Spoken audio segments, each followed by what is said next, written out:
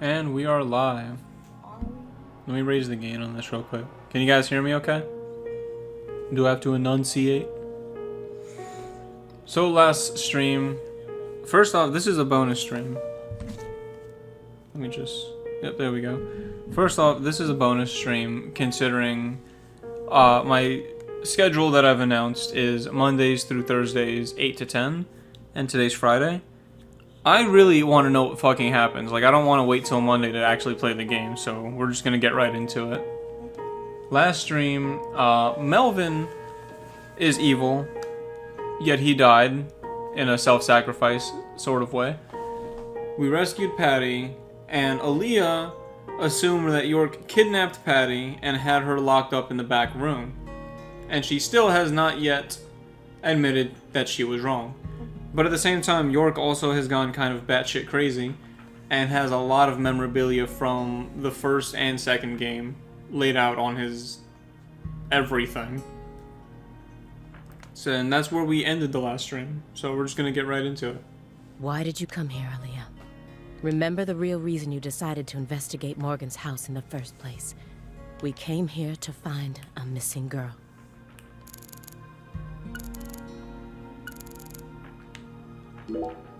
I was so positive, but she isn't here.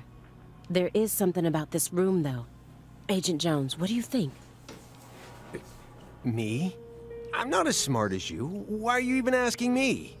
Why even bother trying to become FBI if you're not that intelligent? Are you hiding something? Of course not. Knock it off. Me? Hiding something? Ha! That's a good one. Come on. I got nothing to hide. Press X to doubt. I thought I would find answers in this room. I thought that Patricia would be here, but I was wrong. Oh, there we go. This room is only filled with photos of people related to the case and the handiwork of a madman. Feels like I'm wandering through a heavy mist. Why is Morgan showcasing those women's photos? And that bed. Lise F.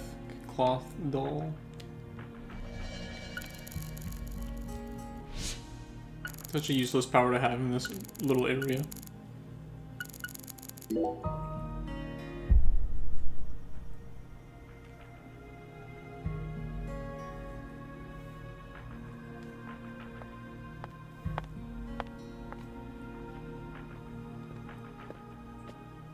Why did Lise have to die first?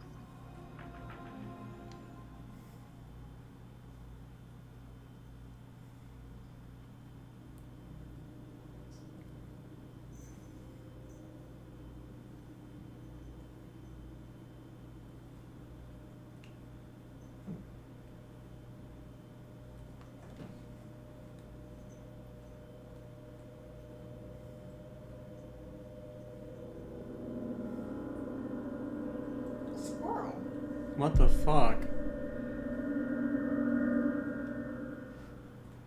Oh. What is this? Oh, you gotta be kidding me.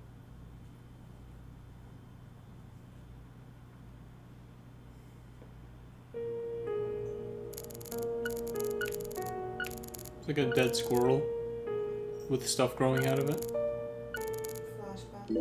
If you loved someone from the bottom of your heart, would you ever be able to marry someone else? Or kill for them? Nah, I don't think so. Explicitly, like, no, probably not. Whoa, what are we talking about? I never heard of any kind of motive like that in any other murder case. I just keep feeling like we're being fed a story that he made up in his mind. True. Honestly, without having experienced what that's like, I can't really say what I do. But I'd never try and force love to happen, if it didn't seem like it was meant to be. There are 3.5 billion women on this planet. There's got to be more than one specific person who anyone can fall deeply in love with, right? But what if we were talking about pizza, not women? Would I kill for pizza? Would I marry for pizza? Now that's a real question. You just discovered the perfect ultimate pizza. But you aren't allowed to take even a single bite unless you kill someone for the cook. I mean, that's a reasonable request. Have you ever loved someone with all your heart? What kind of person do you take me for? Of course not. That's my line.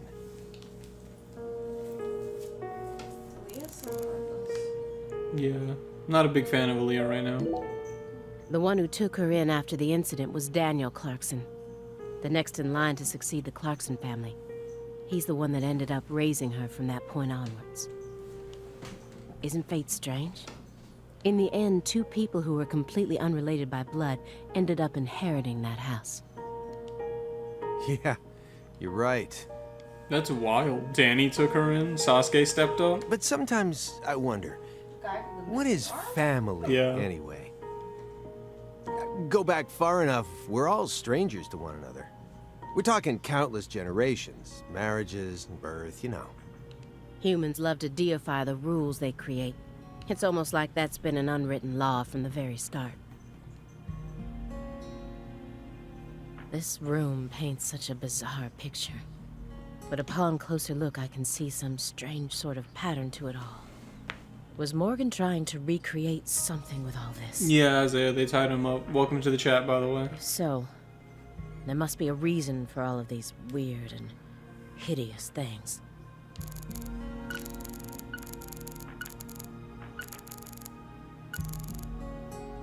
Galena Clarkson went to California to become an actress, but things never took off for her, so she eventually returned home. Then she murdered her own daughter and ended up like this. Where did she go wrong? She did manage to appear in a few movies, right? Not as any characters with actual names, and never with much clothes on. So that's the only value they saw in her, huh? Sorry, that was insensitive. It's fucked up. It's an everyday occurrence in that world. She was also bullied a lot. Bullied? How? They'd cut up her costumes, her scripts, and even her own clothes. Everywhere she went. Then, after 3 years of that, her stylist chopped off a chunk of her hair. By accident. Damn. Are you kidding me? I did a little investigating on this. In the end, a self-titled big cheese producer tricked her. She almost ended up going into porn. Damn. Not hard to imagine what would have happened after that. One witness said that after returning to Le Carré, she refused to use scissors to cut anything.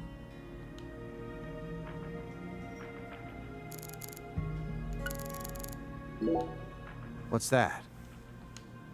A hunting trophy. A brown bear.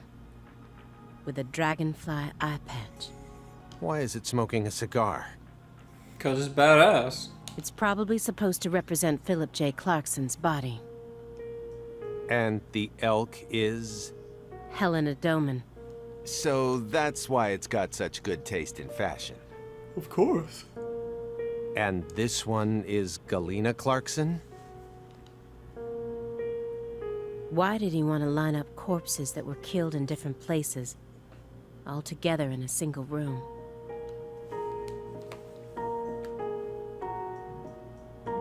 Red seeds?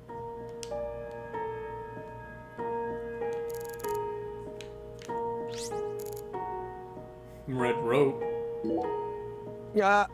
You sure it's okay to press that? Won't know until we try. Hey, it's Woodstock. Look, a peace sign. That's not a peace sign. Love and peace, man. Even I can figure out what this is from. It's Jimi Hendrix, Janis Joplin, Grateful Dead, They don't Led know. Zeppelin. But I shouldn't have to explain it to a music nut like you, right? Why did they tie him up? Because he went batshit crazy and tried to choke Aaliyah out because she came into his room without permission while he was like in the bathroom. And he was too buff, so they had to jump him. That isn't a peace mark. They knocked him out. It's upside down. You don't need to be a music nut to see that. Who says that's the top part? If you're looking from Lisa's head, this is the top part, making it a big, fat peace mark. It's a red tree, bro. No, this is the ground. Where's your proof? The red seeds. Seeds go in the ground, right? That makes this wall the bottom. Lisa's head is clearly at the top. Period. Also, Agent Jones.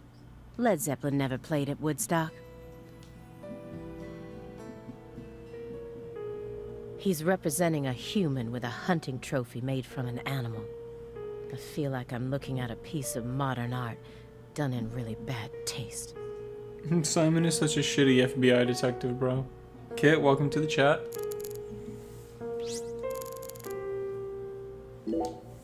Anna Graham, the first victim of the Greenvale case. Her body was found hanging from a tree, like a goddess being worshipped in a sanctuary. Meanwhile, Lise Clarkson was found on the bank of a river in an area that had been fashioned into an altar. The person who gruesomely ended the life of that young woman must be brought to justice. So you're saying we never caught the guy at the end of the game? I completely agree. They both still had their whole lives ahead of them. The Le Carré case and the Greenvale case. According to my investigation, the one key that links both cases is Francis Zach Morgan. But if we look at the cases from his point of view, we see one more connection. The red seeds are also present in both cases. I believed that he was the one who brought them to both towns. But maybe... No, never mind.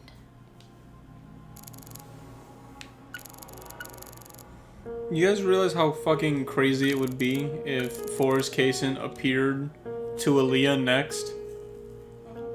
Like, he's the reason York's parents are dead, and that the reason York is the way that he is just because of Kaysen. And his father was also an FBI detective, so I feel like it would just make sense for Kaysen to appear and just fuck with Aaliyah. When Helena Doman returned home, someone must have let her inside. You think that was her brother-in-law, Daniel? I don't know. Well, alligators did chomp his arm off. He probably had it in for old man PJ too. But, you know, I don't think he had anything to do with this. Why not? You're making it out to be more complicated than it really is. That's always the problem with people like you. Too smart for your own good. Just get to the point. Professor R marched straight through the front door to the mansion. She arrived right at her destination using the quickest route possible, without having to undergo a single security check. I mean, so did I. I know. My question is, how was she able to do that? Because she's family. It doesn't matter if PJ disowned her. He never stopped loving his son. You mean daughter. A father would never abandon his child, no matter how much they fail to fulfill his expectations. That's what being a parent is all about. Don't look at me like that. I know, I don't have a son myself. But I have a father. He's still back in my hometown, managing the printing plant my grandfather started. He'll be turning 80 soon. Jesus. He wanted me to take over the place, but as you can see, I'm out here. But I know how this whole thing works. Even though I haven't seen him in forever, the minute I go home, he'll welcome me with warm, open arms. Deadly Premonition 3, Simon is not welcomed home.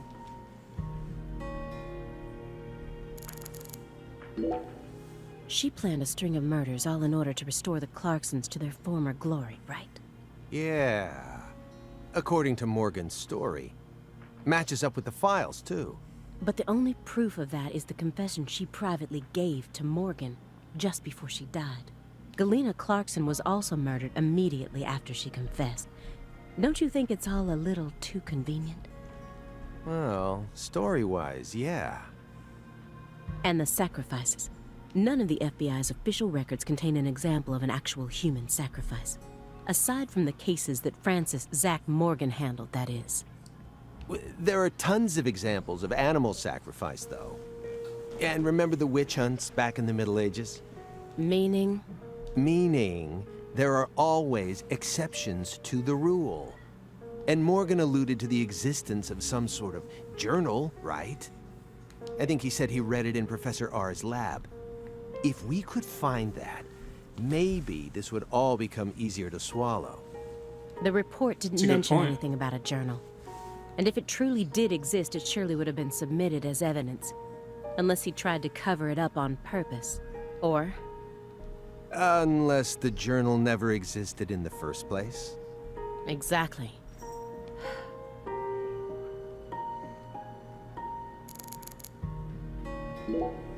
He was taught how to rule as a child, never confided in anyone, and married for purely political reasons.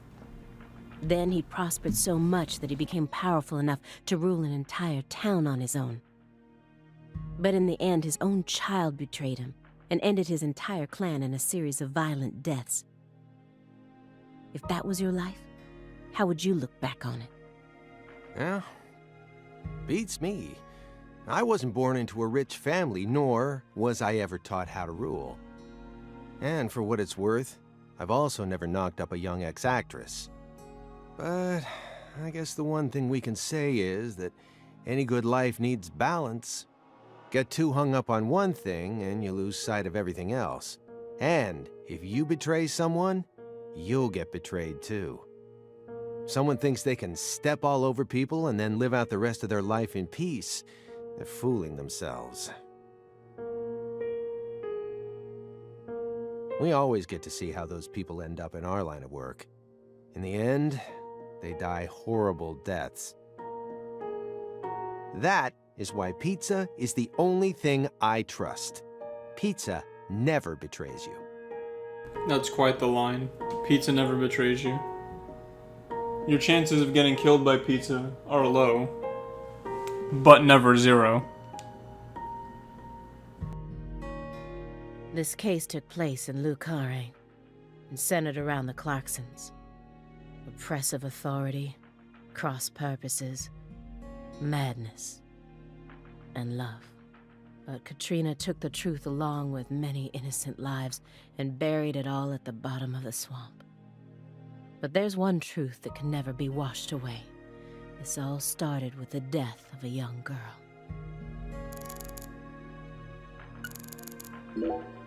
Everyone thinks that the principal thing to the tree is the fruit. But in point of fact, the principal thing to it is the seed. Now I know why Lise Clarkson was murdered first. Lisa's death was Professor R having second thoughts. According to Morgan, her plan was to perform parricide and filicide, then commit suicide. Those were the 3 deaths necessary to complete the ritual, remember? Which means she technically could have killed Patricia first. That would have been the best way to delay any interference from the Clarksons themselves. The reason she didn't kill Patricia first is because Lena was actually following a different plan inside her own mind. Or perhaps she merely changed her plan as she followed through with it. At some point, new emotions started to take root within her. She had second thoughts about something.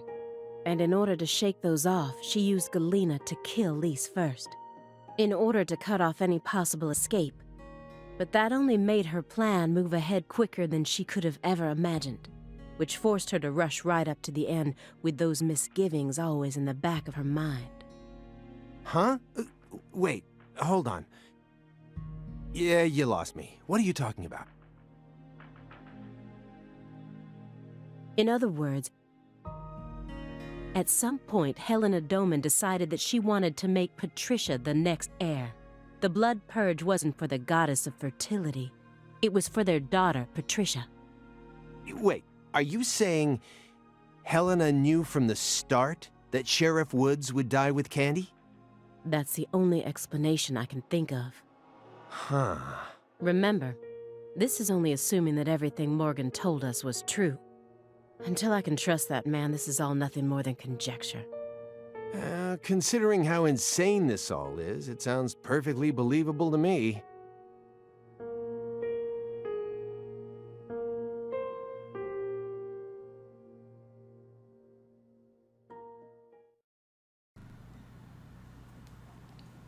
Do we get to play the game now? Oh boy, here we go. Francis Zach Morgan. Remember me? Oh, cat got your tongue. Understood. You know why I'm here, don't you? Surely you must know what this means. To commemorate our reunion, allow me to give you another oracle. The contract, once signed, will last for eternity. But only in the presence of true love. Did you hear that?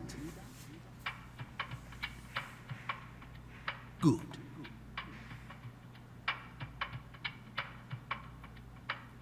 It's been a while since I felt this. You know, there's hardly anyone in this era who can see me like you can. And they've been dropping like flies since you first came to see me. Breaks my heart.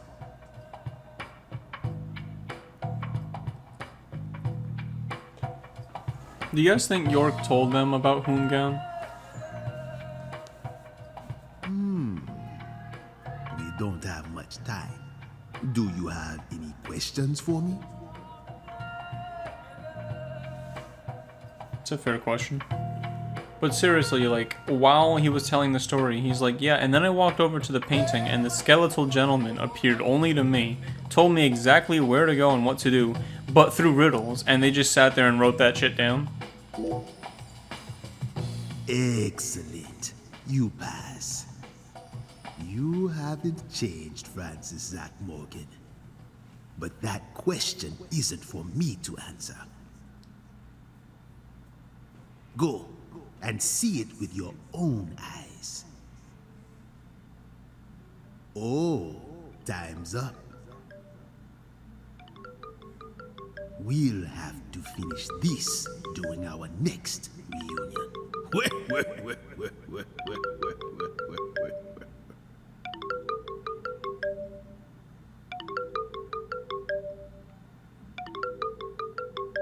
Such a good soundtrack.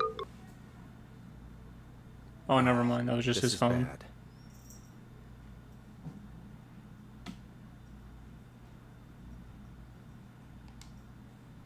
Target escaped with hostage. Whereabouts unknown. Agent Jones, what is this referring to? Avery Smith kidnapped Patricia Clarkson and escaped. Avery? The big, tall, giant, retarded guy? Avery Smith? The vault manager? Why would he kidnap Patricia? Tell me what's going on right now. Well, Answer me, Jones. I made a deal with Morgan Uh-huh. back when he took me to the bathroom. What? What? Morgan said something to me. If we want to find Patricia, we need to look at Avery Smith. Have you lost your mind?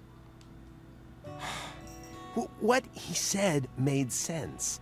Ever since 2005, Avery's been working deep inside that cold storage warehouse. He was also arrested in the past for getting too friendly with Lise Clarkson. Fair. And after Katrina, he apparently worked on renovating the warehouse for free. What if that allowed him to freely modify the warehouse as he pleased? That would explain why her body remained missing for 14 whole years. Then, I did a little check and found out that he never went back to work after Christmas vacation ended.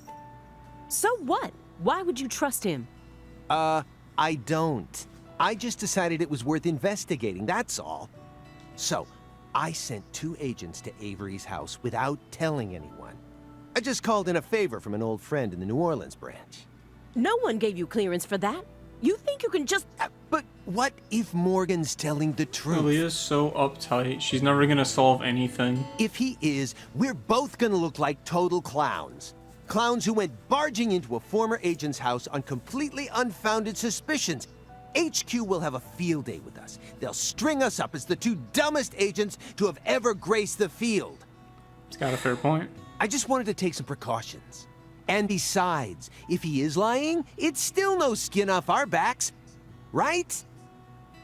If things work out, we'll end up solving a difficult case that's been driving everyone crazy. Imagine that, you and me, just the 2 of us, solving a case like this. I'll be able to jump ship on this crappy job, and you'll be able to freely investigate all things Saint Rouge, just like you've always wanted. Besides, you know that Morgan is Director Abraham's favorite. Even if we get into some sort of trouble, if Morgan testifies to Abrahams for us, we'll totally be in the clear. I don't care. This isn't the way things are supposed to be done. Well, I'm sorry, but I had no other choice. You were so engrossed in this, and come on, you know how I am. Besides, saving the hostage should take priority above all else. There's no time for squabbling. We need to find Avery Smith no matter what it takes. But how? Well... Thanks to your heroic maneuvers, we just lost our suspect. I know, but... Well, you never knew you had a suspect to begin with, Aaliyah, so shut the fuck up. I know how to find him. Oh, he's been awake this whole time. I should be able to see the other world, the way I am now. Just let me go, please. Morgan? It's okay, my fairy. I know I can convince them.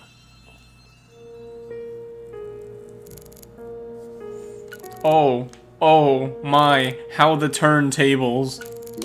Please, Aaliyah Davis, let me go. This is our case to finish. No, you aren't an agent anymore. But you don't know how to find him. Neither of you ever could. Oh, I'll find him. I swear on my pride as an active agent that I won't give up until I do. That won't get you anywhere. It's beyond you. Shut up. You think we can't find him, but you can.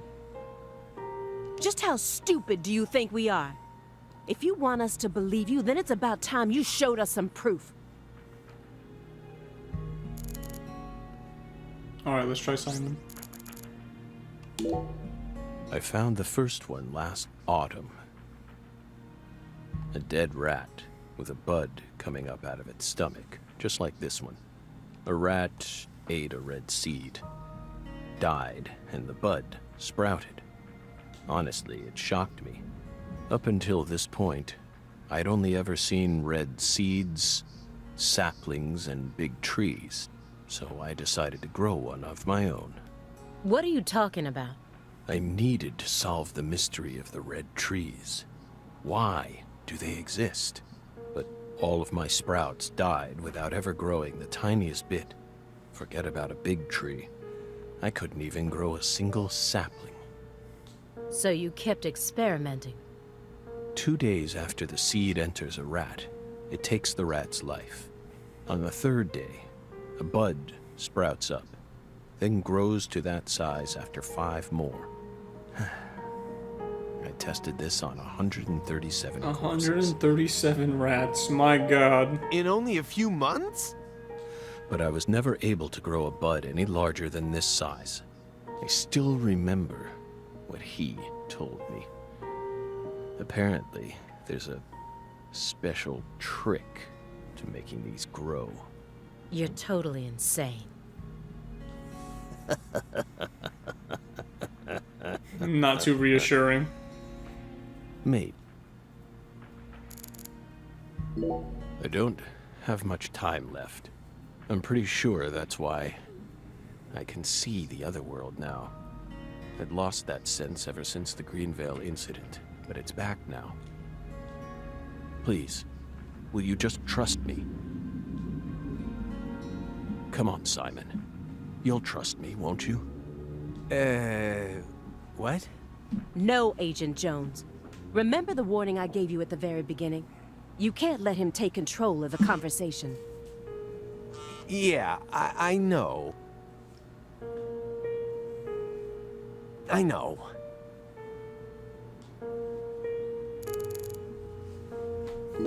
Hey, Belle. Your hypothesis was pretty much on the mark. Last week, I went back to Lucare. Then I bought a used car and got on a train in Trenton. But not for the reason you think. I wasn't stalking Patricia. And Then why would you go there? Why would you risk so much, especially since you knew that you were under surveillance? Because, once again, I'm chasing San Rouge. All of you guys are talking about how stiff they look. Where it's like, yeah, all of the budget clearly went into the ferry flying around the room. Saint Rouge? Even after I quit the FBI, I continued to study the red trees on my own. And now, I've come to the conclusion that those red seeds and San Rouge both come from the same roots. I also found proof that someone's inherited the original recipe. That's why I flew to Lucare, to confirm my suspicions. But I was more powerless than I ever could have imagined. I couldn't move like I used to. No badge, no gun. So, after wandering aimlessly around town, I swallowed down my torment and my weakness and left. Damn. That sucks. You expect me to believe that? I know you've got it in you. What's that supposed to mean? You found Lise Clarkson's body. The one thing I never did. And only a few days after discovering the body, you came to visit me. You should be fully capable of discerning that what I'm telling you is the truth. Talking much about oneself can also be a means to conceal oneself. You can't trick me.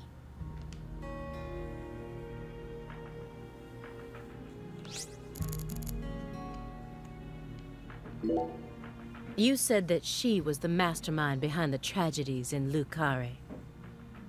That her convictions about the Clarkson bloodline are what started it all. Yes, that's right. She instigated her younger sister into killing her own niece. Then she committed suicide immediately after killing her father, hoping that Sheriff Woods would be able to complete her plan.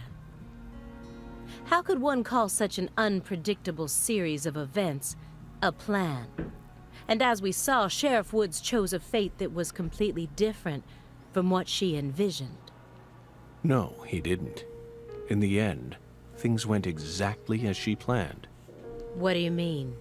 At a certain point, she realized that her plan was wrong, so she tried to adjust things, using me as a pawn.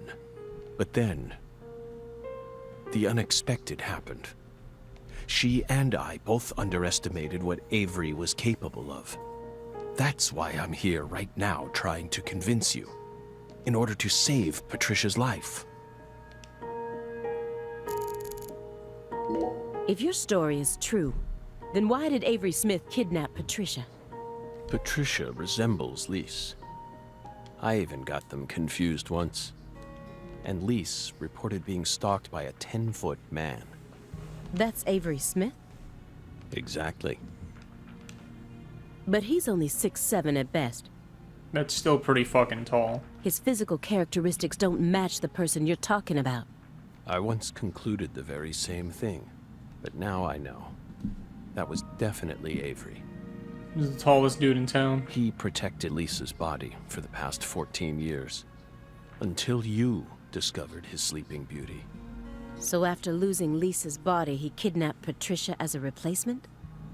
That's ridiculous. Is that really what you think happened? Even if Avery did possess that sort of mentality, it doesn't make sense. If Lise was really that important to him, he would have tried to steal her back. Not now, maybe, but certainly after she was buried. Would you be able to go on worshipping a goddess who had been defiled by so many hands? That ice was a barrier, a shield that separated the divine from our world.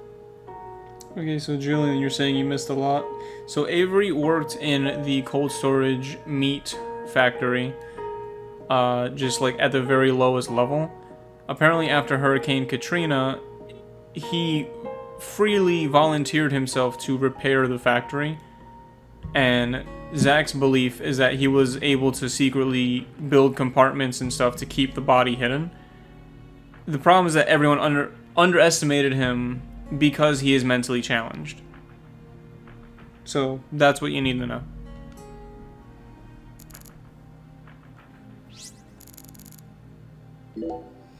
When I first met PJ Clarkson, how did I feel?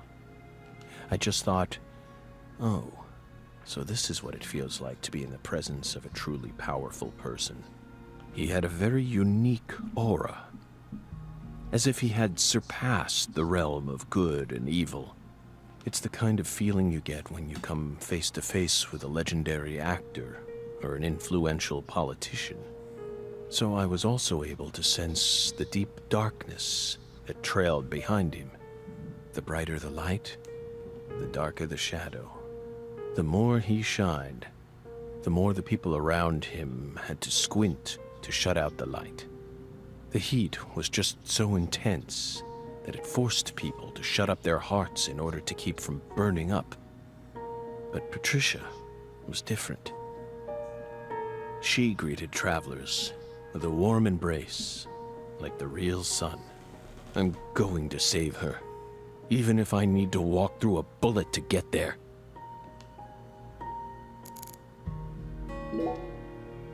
You said that someone inherited the Sang Rouge recipe, didn't you? Is that someone Avery Smith? It has to be. Avery used to help Professor R do research in secret. What? Well, that wasn't in the report. I only realized it just now, the moment I spilled my coffee on the floor. Avery revealed that he was helping with some sort of research. But at the time, I let his confession go in one ear and out the other.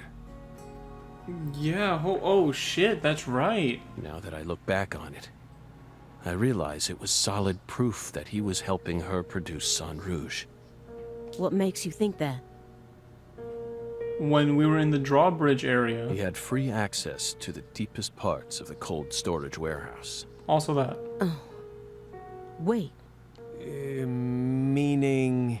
Sang Rouge needs to be produced in an extremely cold environment.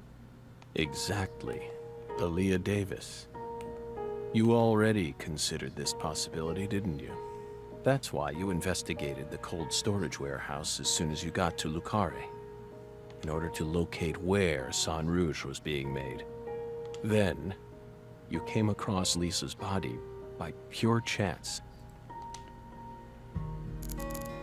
Also, I would like to just point out that, Julian, you kind of called it at the very beginning of the stream when you said that the Clarksons were 100% responsible for Patricia's mother's illness. And I know you were joking, but there you go. Who do you think benefited most from the Greenvale case? No one benefited from it. Many lives were lost. That's all. You really believe that? Everyone who survived was overcome with sadness. Without exception? Without exception. Isn't that right, my fairy? I feel like you're the one person who benefited from the case. You were able to add a new chapter to your stunning career and earned unshakable trust from the Chief. That's what allows you to go on using his intel network as you please, even though you're retired. Are you seriously suggesting that? Sickness is destroying my body. I feel feel like I'm on the verge of losing my mind. Yet, somehow, I'm unable to forget the cases connected to those seeds. Whittling down what's left of my life, chasing them. You really think I'm doing all this for nothing but self-interest? Is that really what you're saying?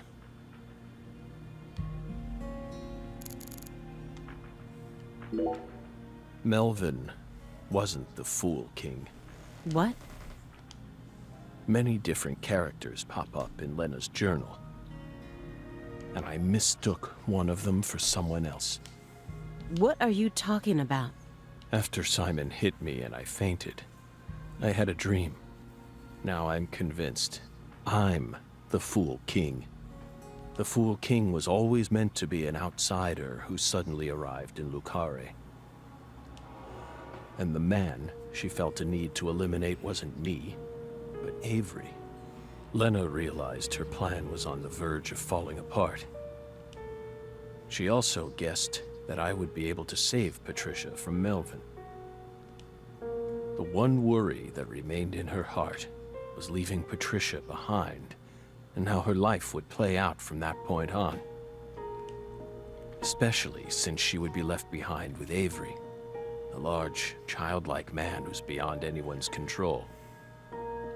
She wrote that journal entry hoping that I, the Fool King, would be capable of stopping Avery.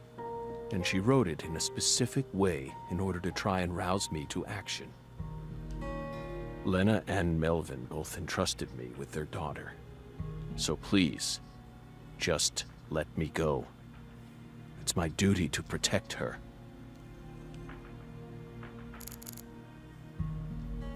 I understand what you're trying to say, but it's too perfect. It's too perfect, just like that report of yours. How could you come to such a detailed conclusion after spending years shut up in this room? It doesn't make sense. The only possible explanation is that you're bending the narrative in the direction you want it to go. Why do you think I left the field for 2 years after Greenvale? That case cost me not only my best friend, but also my special talent. I never thought I'd lose something like that. But ever since then, I've been unable to solve cases using that method. Metaphysical offender profiling. Damn. I tried everything I could think of to regain my lost talent. It's like a dude screaming in my hallway. But it never came back to me. Yeah, that's right. At the end of the first Deadly Premonition, he became Francis Zach Morgan, and York was just lost forever, apparently. Damn, that fucking sucks. That's why he talked to his fairy and not to York. That's why I quit working for the FBI.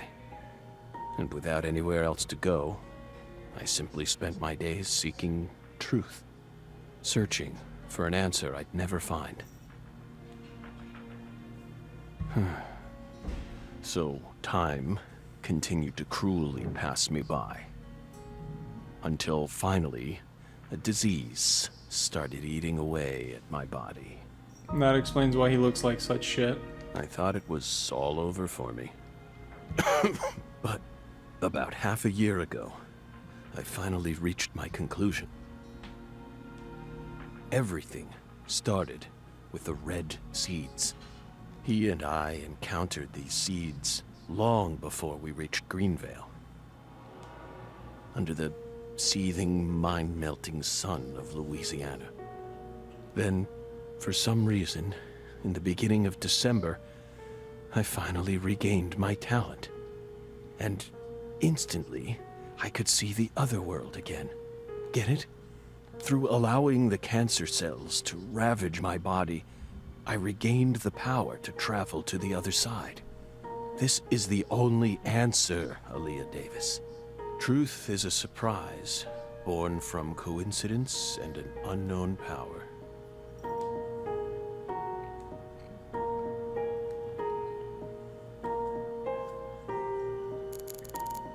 I want Aaliyah to just, like, Zach completely warps her mind so that now she has an imaginary friend and also the same ability. She was the first perpetrator in the case. And technically, she was also the first victim. Maybe... Well, it's impossible to ask her now, but maybe she really did love her daughter with all her heart. And so, she was afraid. Afraid of what would happen if her daughter did end up inheriting the Clarkson estate. It was fear, or something like it. That's what let the red tree inside. That's still no reason to kill someone, especially not your own daughter. I know. Of course I know that.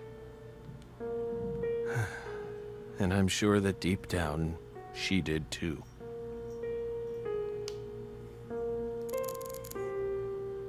Two bizarre cases derailed your life. It must have been extremely painful. You have my deepest condolences, but that doesn't put you in the clear. You gotta remember, these cases are 5 years apart.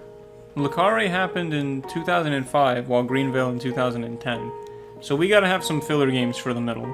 And the fact that he says he encountered the Red Seeds years before 2005. So I want a whole fucking franchise of just Deadly Premonition games. You're still a suspect. A suspect? For what? Patricia isn't here. The murders of Sheriff Melvin Woods and Candy Woods. Their bodies were never recovered. Katrina carried them away, along with many other lives. Aside from that report you wrote, there's nothing that proves your innocence. Hey, let's not jump to conclusions here. Oh, I'm not. I also suspect there's a possibility that he murdered individuals connected to other cases that he's worked on. The Greenvale report bears the same inconsistencies as this one, and both cases are filled with victims whose deaths were never witnessed. Stop. Don't say another word. If you so much as mention her name. If I mention it, then what? He's gonna just go apeshit. You will pay.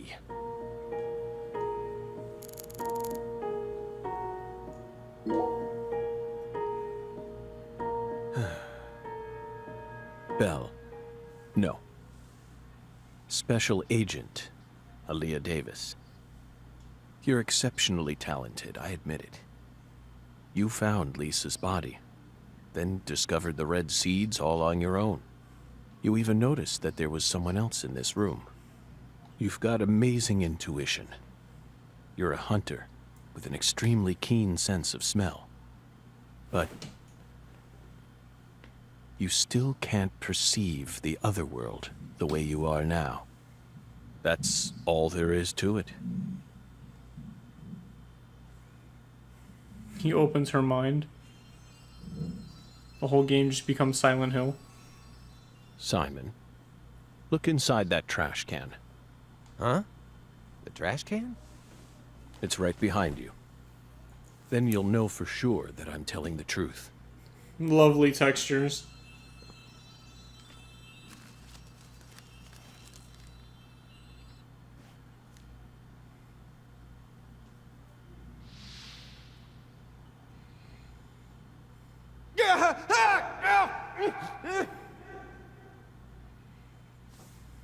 We told you not to touch the sanctuary!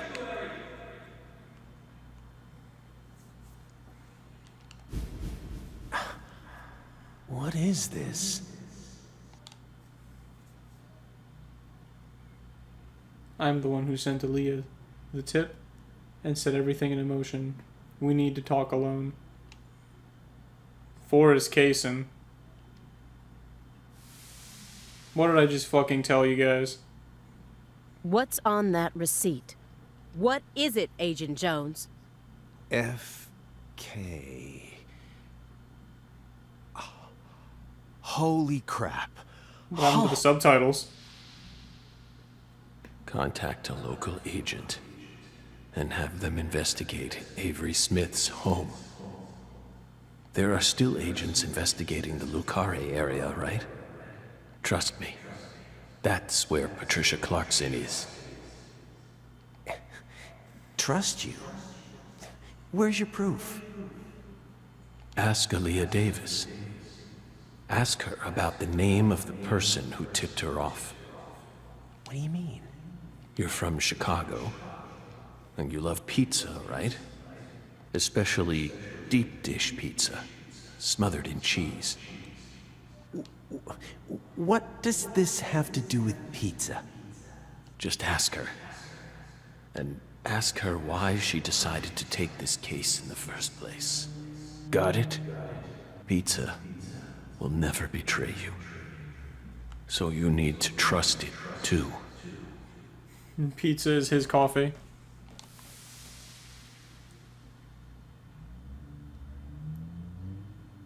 But how could you have known that I would come here with her? I didn't. I just bet on you. God damn it. Hey! Tell me what's going on right now, Agent Jones. You're under arrest. Thank you, my fairy. Car key, Simon. Let me go. Don't worry. Just trust in the pizza. I'm the anonymous tipper. FK. What? It's on the corner of 3rd Street. 69 Pontiac GTO.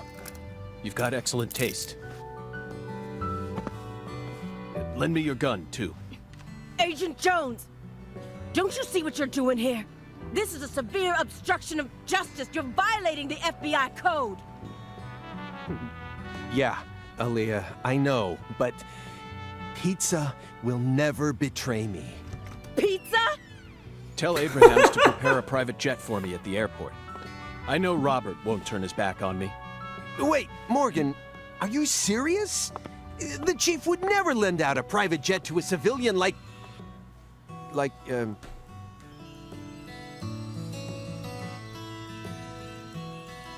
I have to leave you for a bit, my fairy. They'll be fine. They'll figure it all out.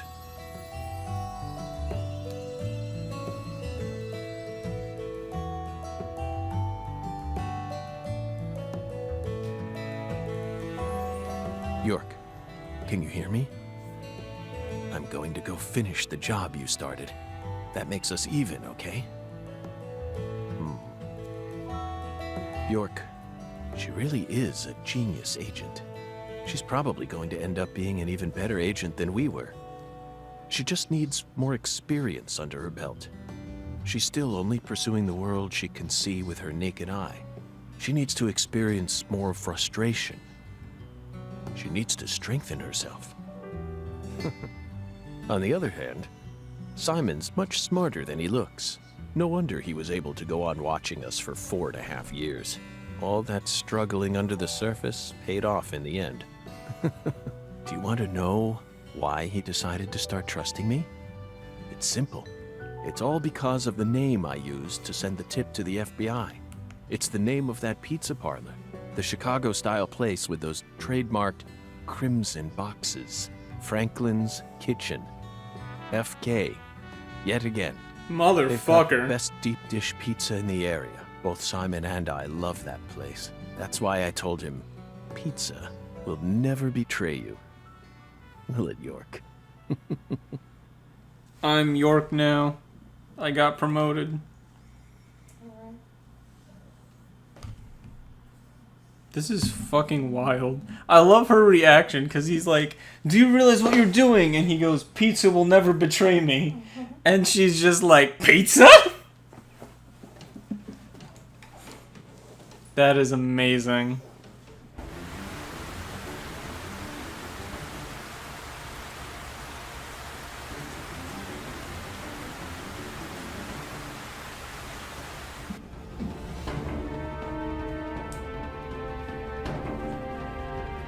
Oh, that's how the world sucks.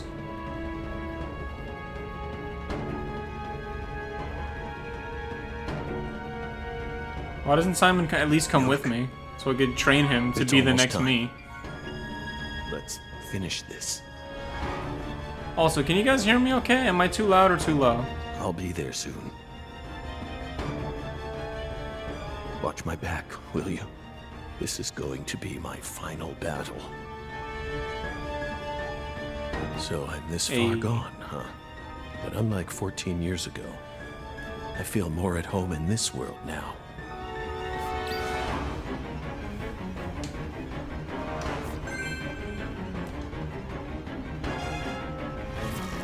Hey, now we got a real gun.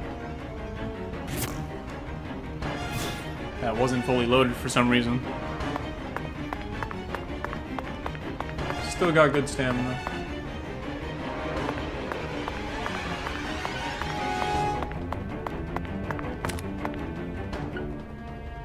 Thankfully, no one touched my box, which has been sitting here for, what, 14 years?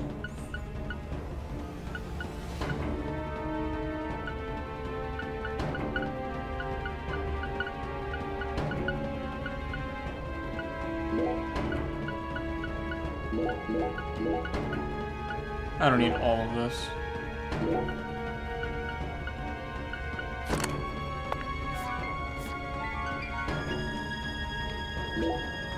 I will use the perfume though, because we need to be beautiful.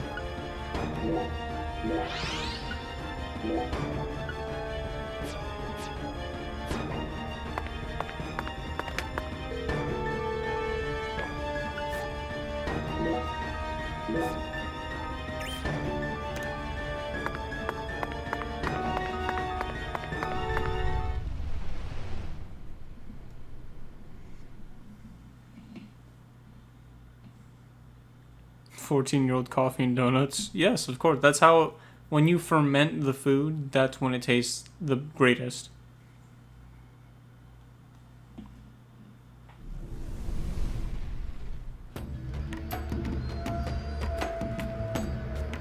So this means that there are only 3 of these otherworld instances throughout the whole game.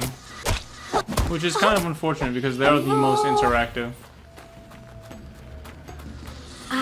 Curse. Void.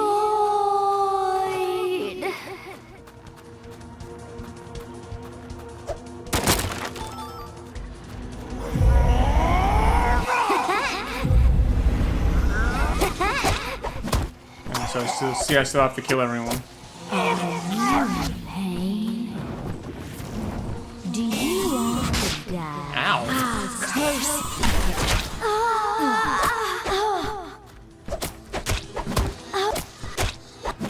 I'll curse you to death.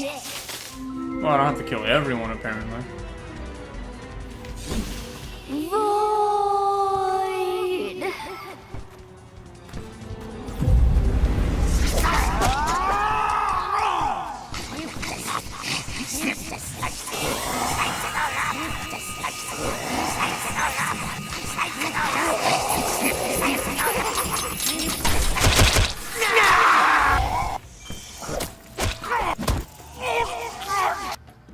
You can only hope to throw hands with Zack.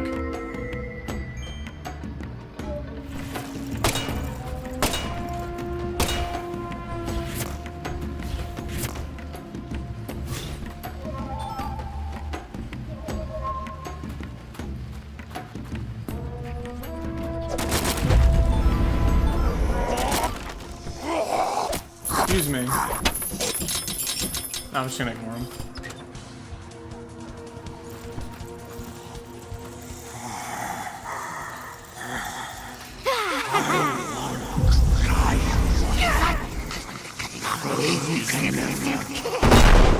Oh my god.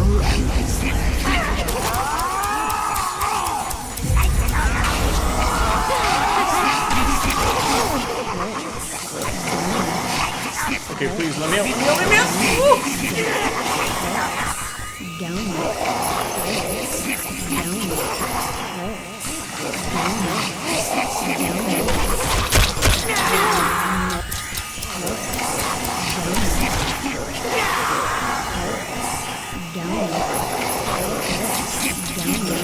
God, there's thoughts everywhere.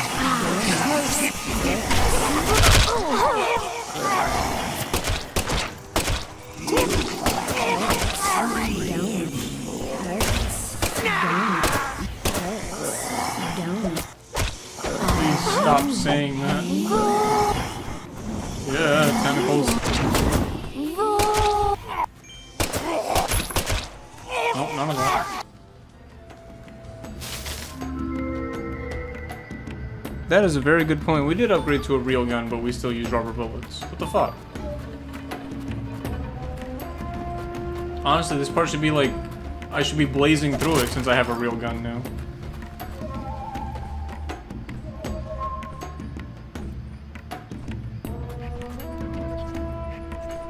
You've never heard me sound like what? What do you mean? Nope.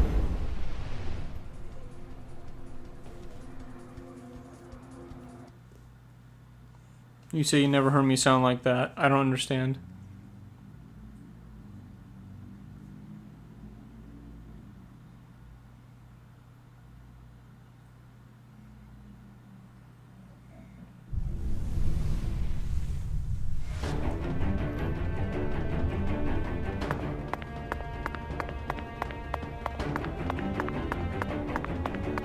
I like he's riddled with cancer for years now, but he can still haul ass like as if it was yesterday.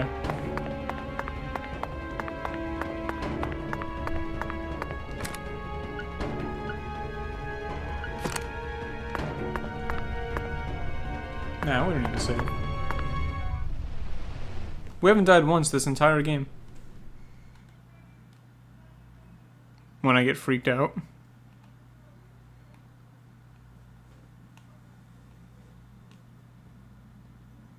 That is fair, I guess.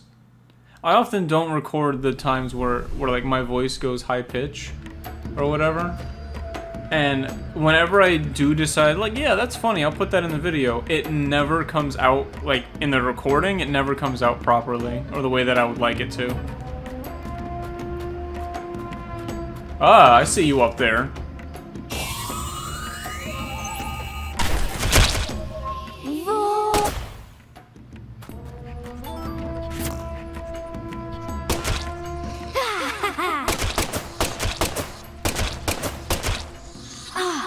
Nope, that's not for that. Yeah, tentacles. I've seen enough hentai to know where that's going. Is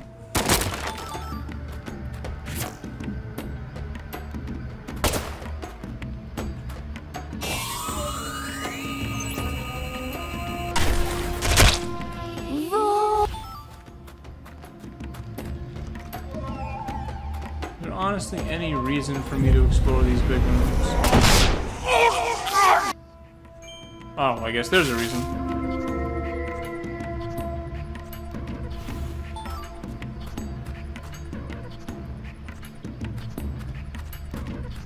Is there a discernible difference between tentacles and tendrils? I think tentacles are just, like, bigger, right?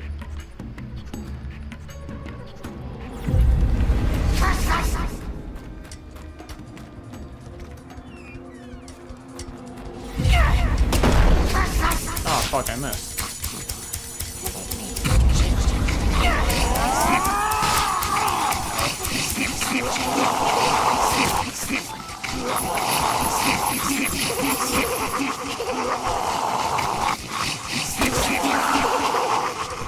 I always press the wrong button. What lovely noises they make.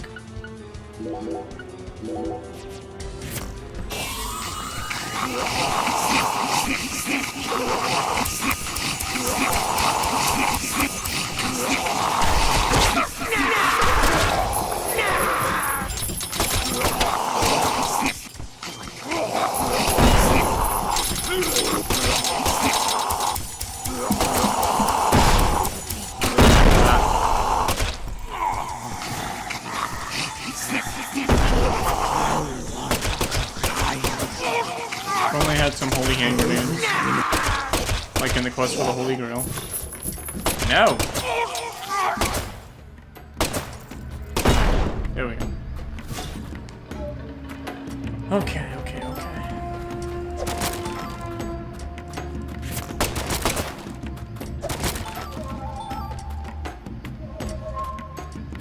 Seriously?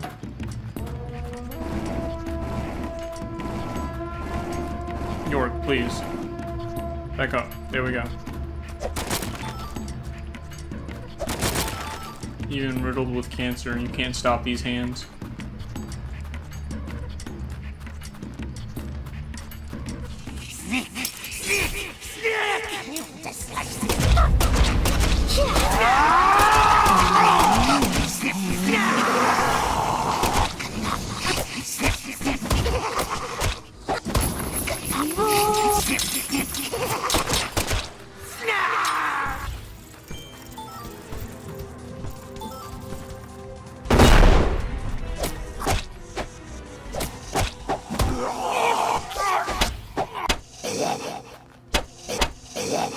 Really, bro? Hi, how you doing?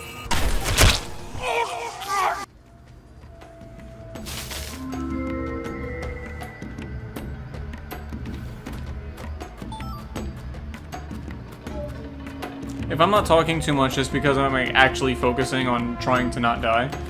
Although we haven't died once, it's for a reason.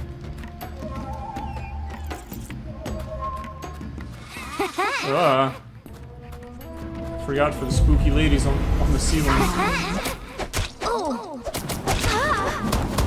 They honestly bother me the most because they don't shut up.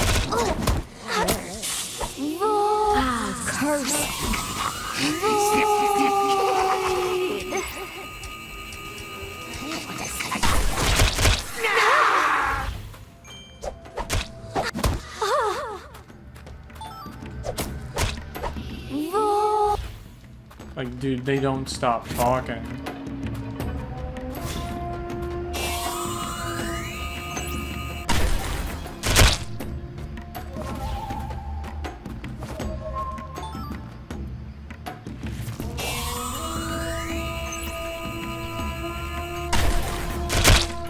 Quite like this segment of the game. Yeah, it's kind of unfortunate that there's only 3 instances of them. Although, I will say this, they are very copy and paste, because they all feel like the exact same. None of them look different in any sort of way whatsoever. Like, at least the first game knew, like, each time you went into the other world, it had a theme. Like, at one point, it would be in the police station, or the hospital, or, you know, just wherever he was, it was themed after that area. In this, they all look the exact same. Like, this is supposed to be the cold storage warehouse, and the only part of that that actually looked like it was the beginning, with all of the meat JPEGs hanging around.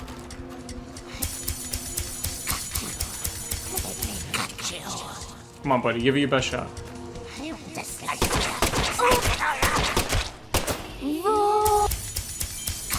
Oh, he's almost through. He doesn't quite cut it, does he?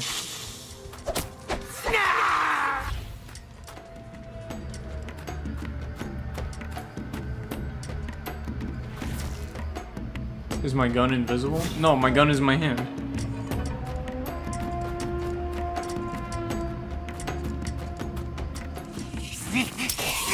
Alright, no. Bad touch. No. Bad touch.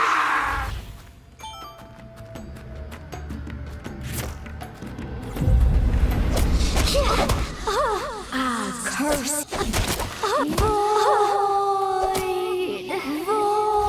Oh my god, please. Shut the fuck up.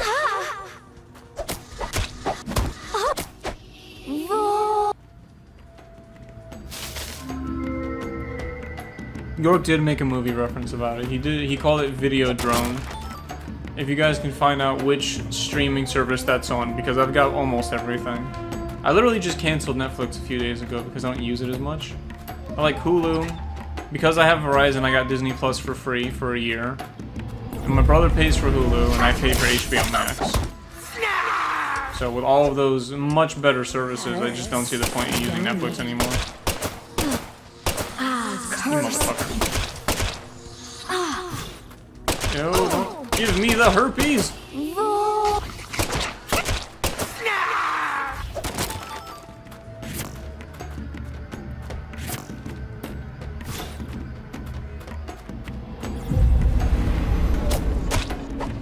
Are you in Oh, and I don't even have to find. Excuse me. Thank you. You just watch pirated stuff on YouTube.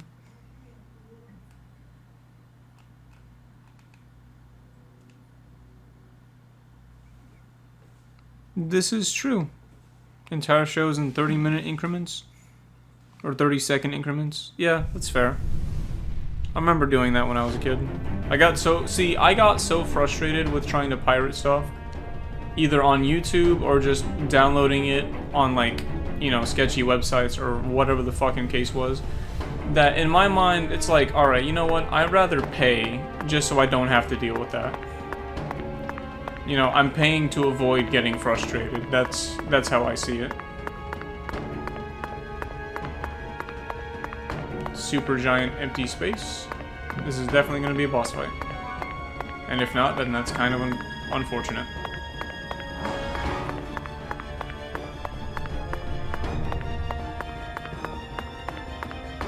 But what's over here? See, there's clearly something back there. Hang on.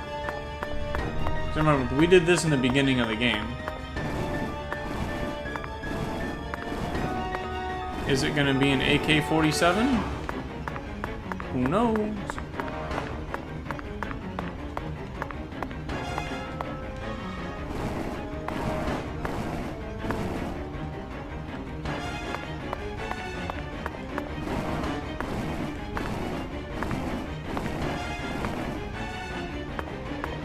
Are we fighting Avery? I kind of hope so.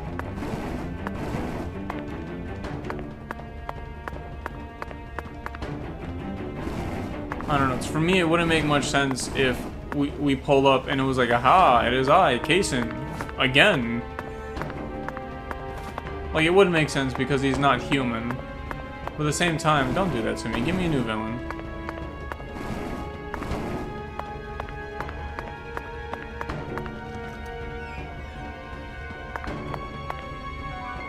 A vending machine.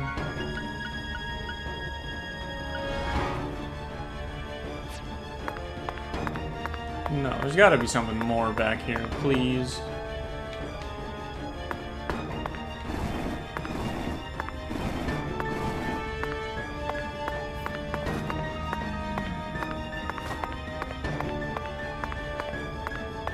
Nothing. There's nothing back here.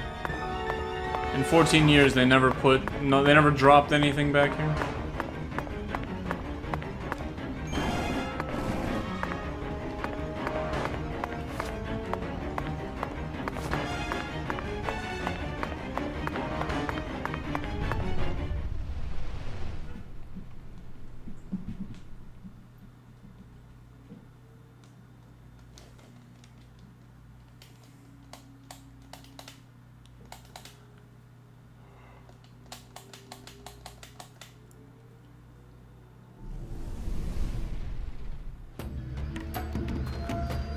Ugh.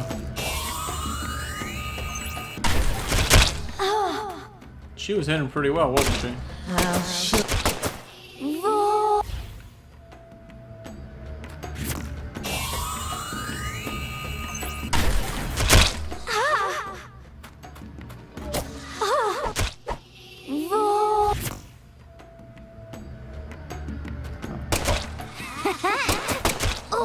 A little laughter.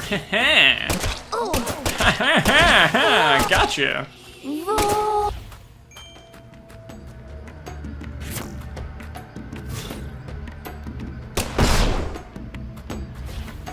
Got him. Got him. Got him. Well, that was easy. This is oddly suspicious.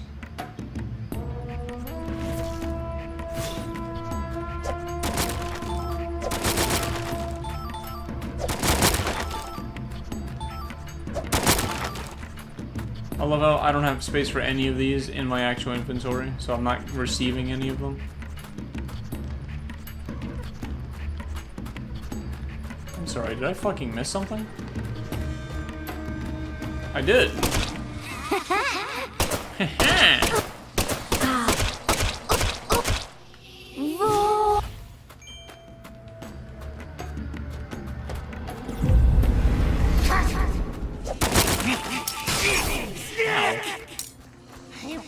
health is really low. Nope, that's for poison. Paralysis. Because I'm hungry. In my heart, I'm hungry. Some of that, some of these. And we're good to go.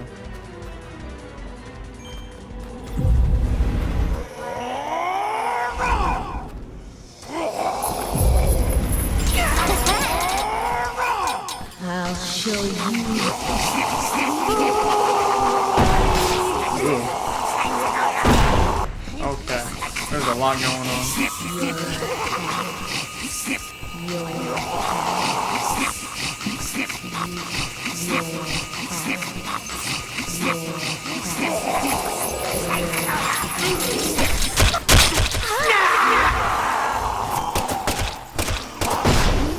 Ow. I also like how none of them attacked me. That was like straight out of Troll 2. The whole village just stood there and let me get away.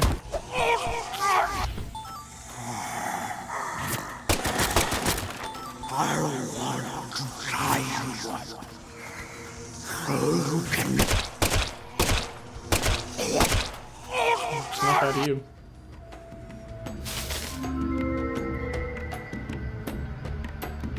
Yeah.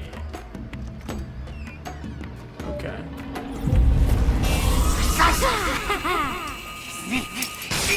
Ow, motherfucker.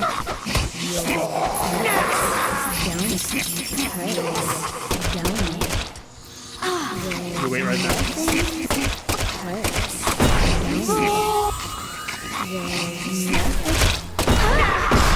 Ow.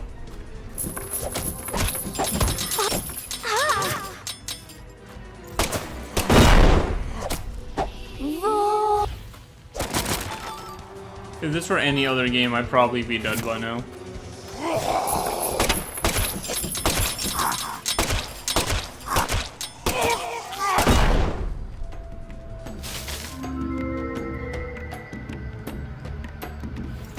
Nope.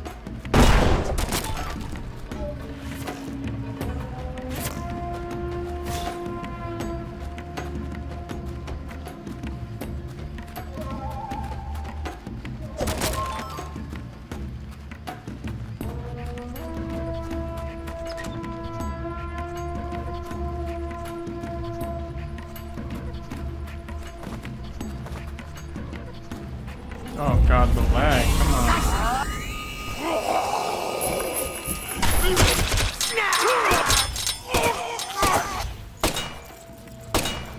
Okay, these aren't the ones that explode. Ow. Don't want to fight you.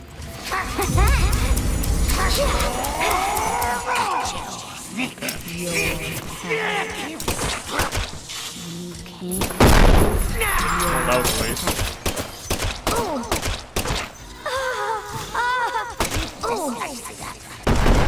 Nope.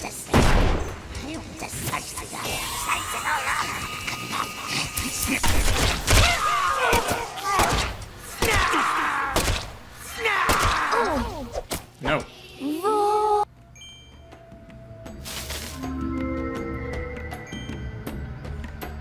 You suggest I heal? Yeah, it's a fair suggestion.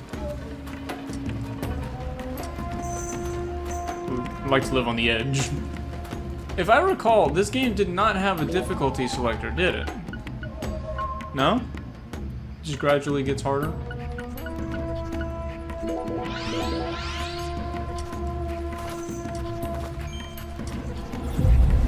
Nope, excuse me.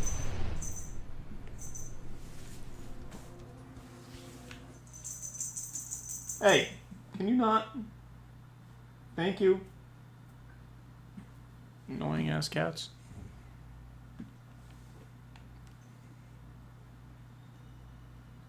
So how's everyone's day going?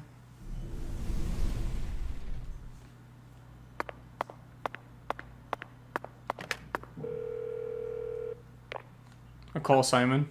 Hey, it's going well.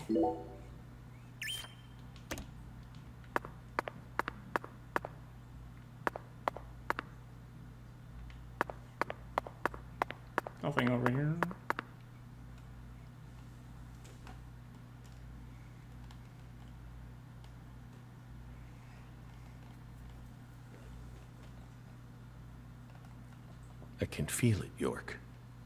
There's something in this room. What do you say we gather up some puzzle pieces for old time's sake?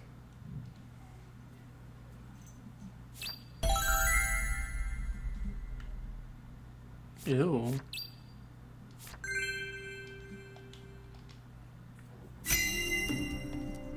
Why does he have shoulders like Samus?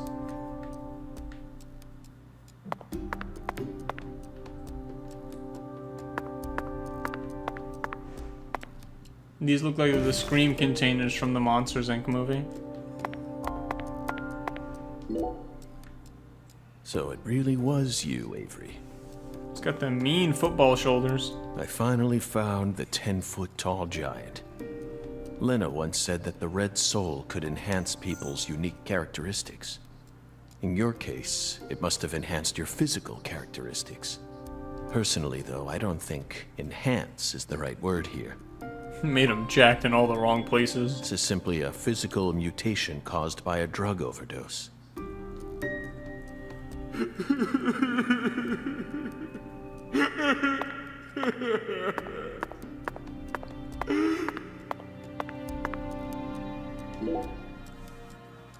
Lise Clarkson, the first victim of the Lucari case. I never thought she'd remain trapped in ice for 14 whole years. Hey, York, why didn't we work harder to find her? I regret it from the bottom of my heart now.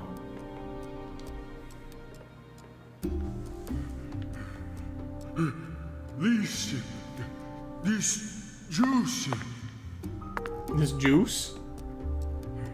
came from that powder. Yup.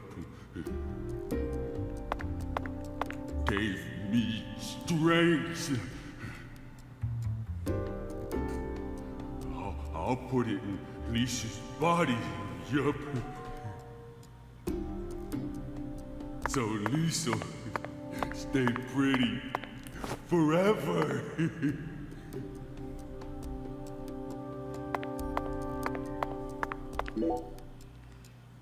An artificial heart-lung machine. And this tank's filled with some sort of liquid. If it isn't frozen at this temperature, it must be a non-freezing liquid. What was he using this for? Oh my god, was she alive the whole time, just trapped in ice? It couldn't be cryonics. Did he replace Lisa's bodily fluids with this stuff? That's absolutely insane.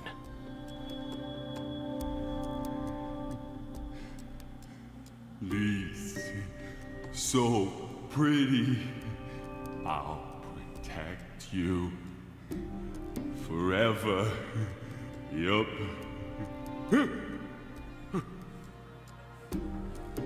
Caveman grunts. Smiled. She's smiling at me. Yup.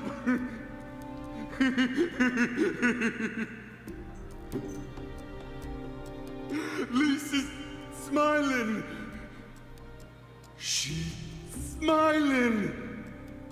No one ever comes here. Yup. I can hide Lisa here.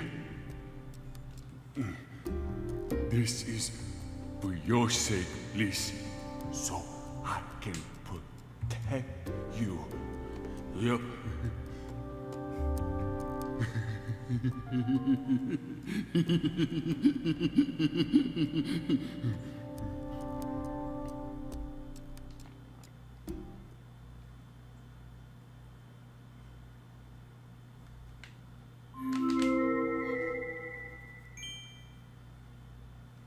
Avery trapped Lise here in that massive block of ice.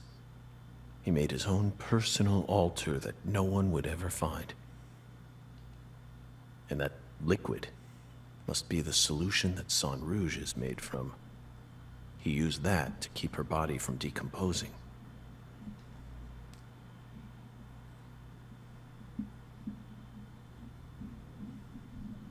Oh, red seeds. I knew it, York. Our battle began the moment we first visited this town.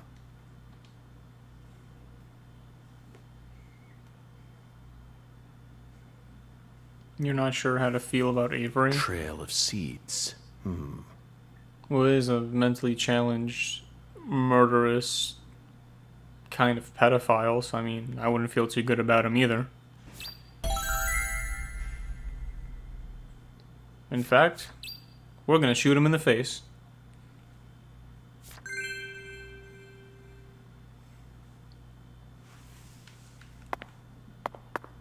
A giant bathtub? No. He must have used this to freeze Lisa. Why didn't I figure this out sooner? Why was that still here for me to click on? This is beyond freezer burn. The meat's all shriveled up. Forgotten gator bones. All the way down here, Katrina still found a way to make her mark. One of the key ingredients to... I should have taken a couple of boxes home with me when I first came here. Alright, I think we're done. He's got a strong grip. Strong enough to crush a steel door. This must be the entrance to the Smarty Pants scientist's lab.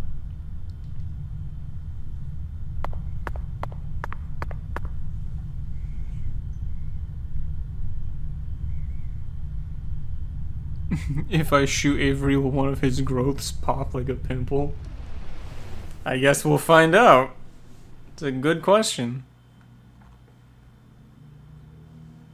Or will he just pop, like, as a whole, in one shot?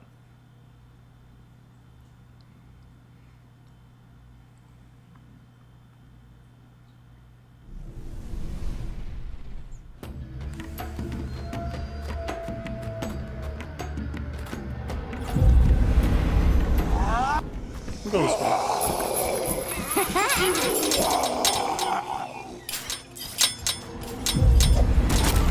Boxes.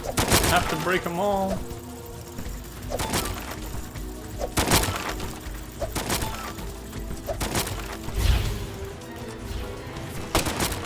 Are you in pain? Do you want to die? Your power. I'll show you. Okay, bye. Void. Why can I still hear her voice?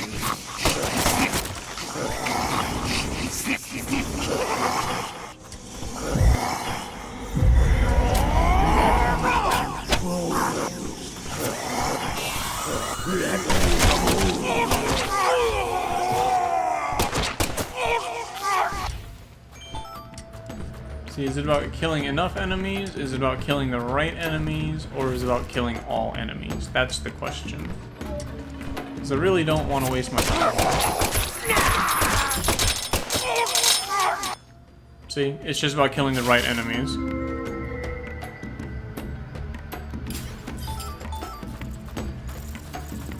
And go.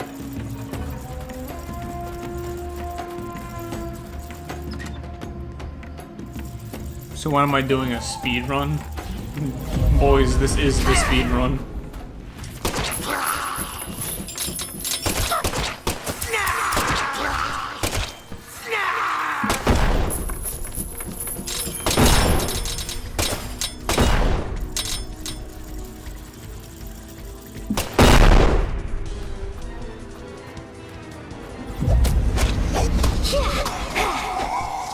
I'll show you.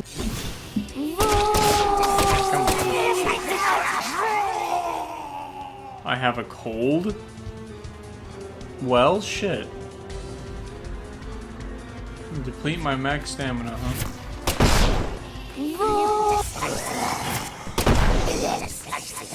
Come on, how did I not hit him? Come on. Bullshit. You aren't free anymore.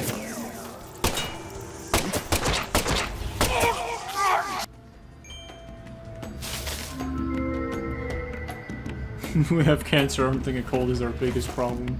How the fuck did I get a cold anyway? Don't I have something for that?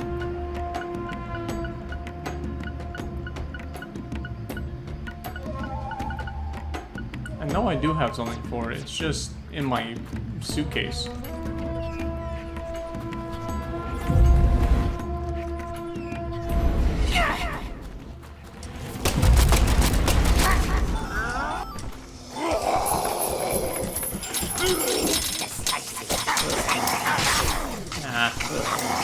Now the cold and I'm terrible. That's great.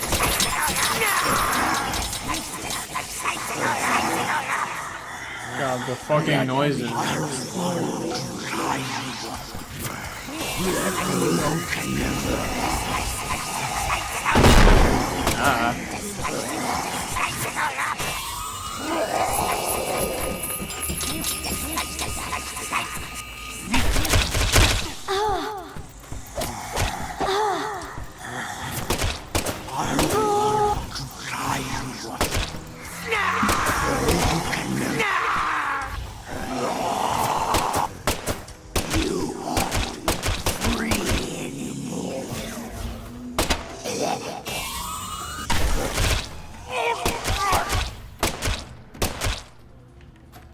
That's fucking annoying. I don't mind fighting 100 enemies so long as they don't like make all the freaking noises in the world. Alright, so I came from this way. Ah, you motherfucker. No, I don't want the herpes.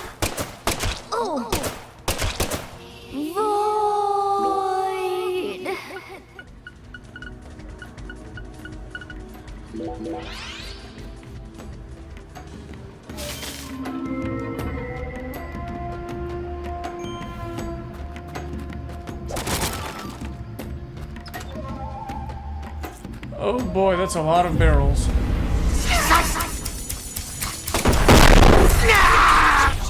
Got him.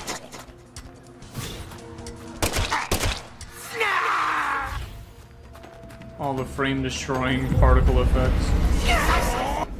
And back out. And exploit the game's biggest weakness, using doors.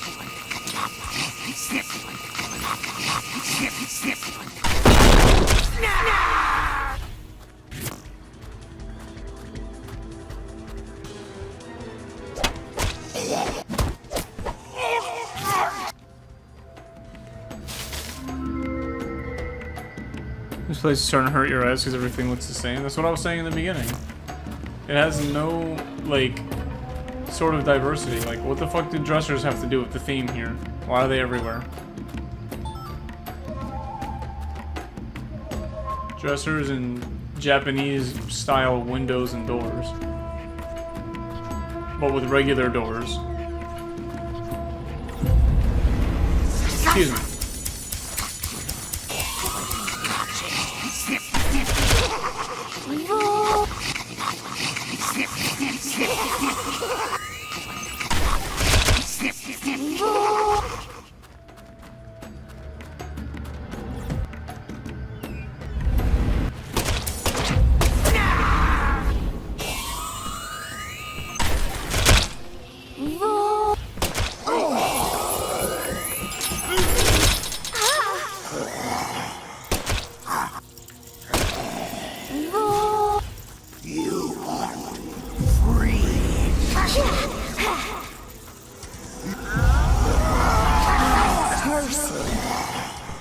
Oh my god, they're all so annoying.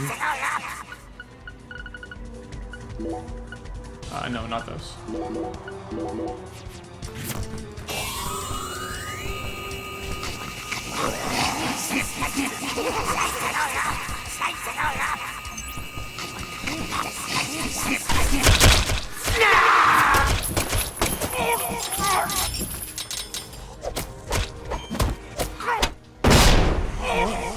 Killed by his own creation. What a shame.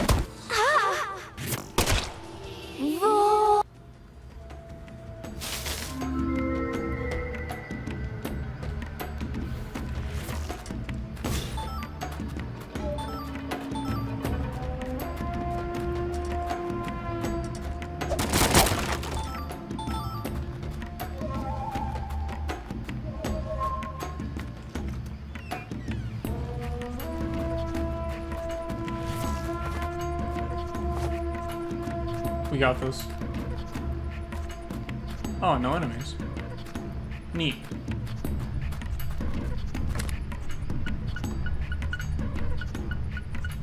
I know I have medicine for like, the cold.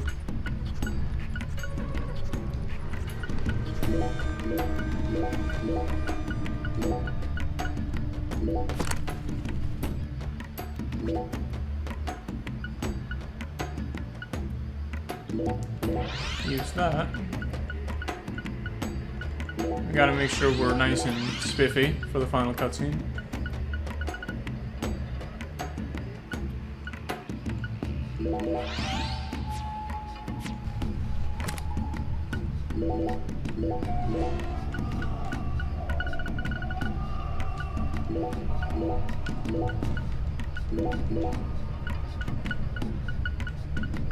Damn it. Where is it?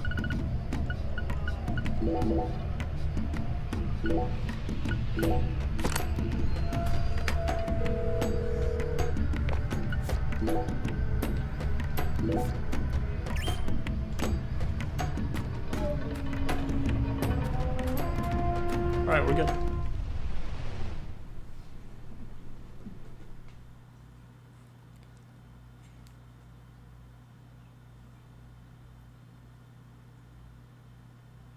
You know what would be really fucking helpful is if these segments give me supplies to further create charms and stuff so I don't have to go to the sheriff's office and do side missions.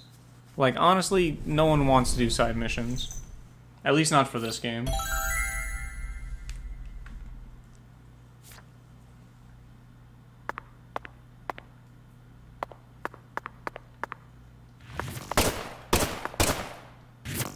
Fucking hate mannequins. Oh, there he is. You're under arrest.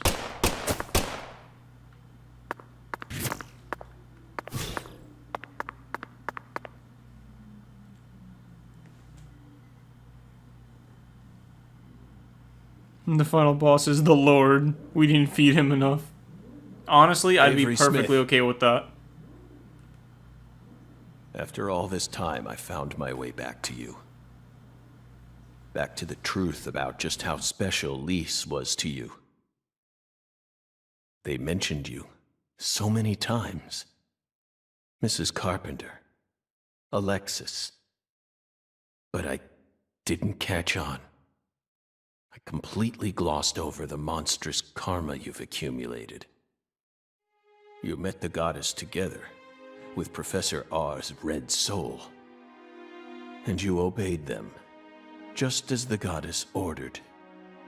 But then, the goddess died. You lost everything, and you went out of control. So, Professor R decided to give you something special. Lisa's body. You didn't steal the body. She gave it to you, didn't she?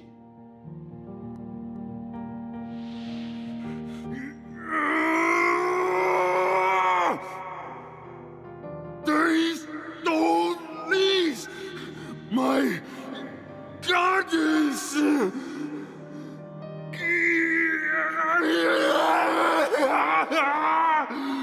No goddess!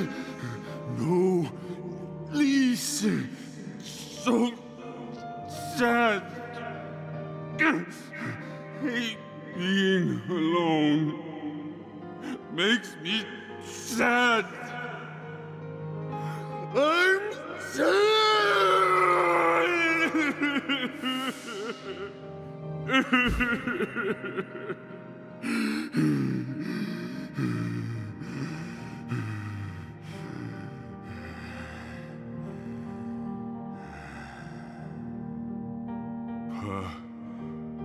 Patricia. Patricia. Yup. I still got Patricia. Lise and Patricia. So alike. I ain't alone. Yeah. The goddess is still with me.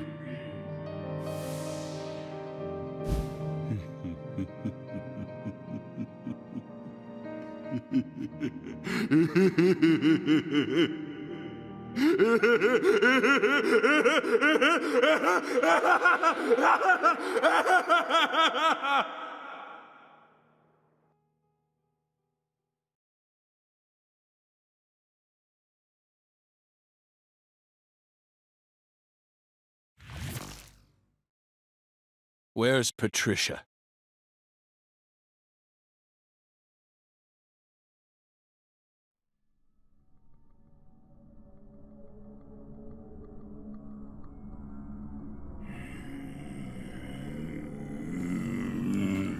Plot twist, he cut her up. It's not too late for you, Avery. Turn yourself in. Stop now, and I'll even testify for you.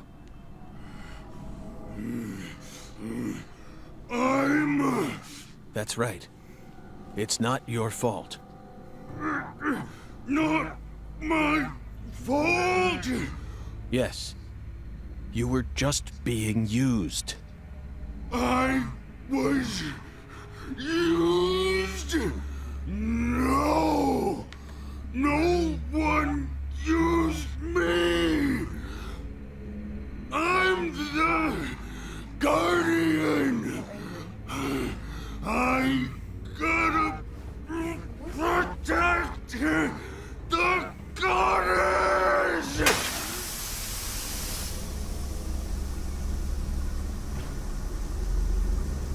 She's mine!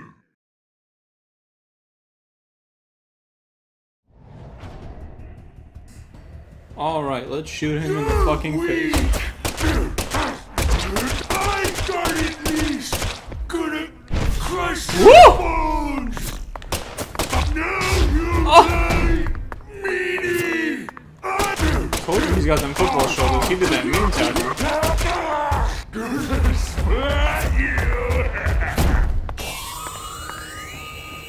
Okay, what if I just do this?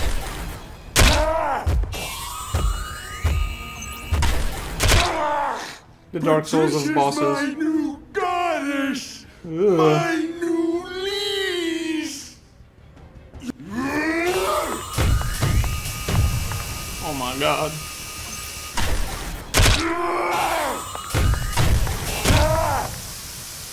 I got it least, but I kind of want to see what else he's got up his sleeve. Like, I don't want to end the boss fight too fast. you're weak. I got it least. You're skinny. And you're right, his voice actor did put his all into it. Gonna crush your bones. I got it least, but now you die. I want to show him that he ain't shit. I don't need a gun to take him down. Goddess, give me power. Gonna crush your bones. You think you can beat me? Even cancer can't beat me. Don't you run from me, you bitch. I'm her goddess. It's just a fight to the death. No. And I'm gonna win. What happened? Sharpshooter bonus for using these hands. Smarty pants. So I don't know. Ah!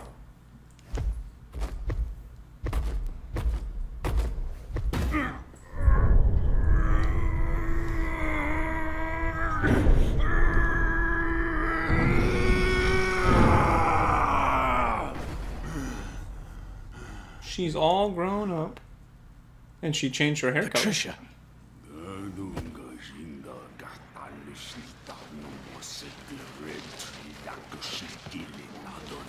And he starts speaking fucking like Japanese or something.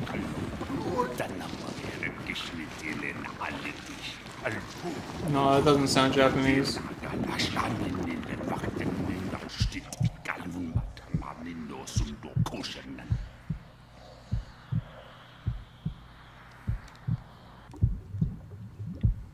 And there it is. Ugh.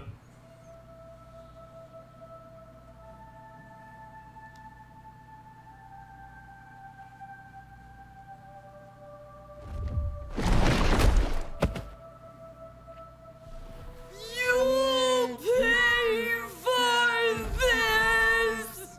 Avery. So that's your new altar. Sorry, but that religion won't last much longer. Trisha's coming with me. So this is Avery now? Oh, okay. No, I completely underestimated his size.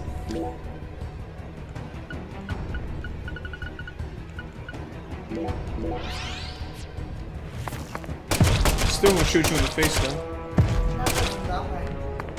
Yes, I see. So that's not good.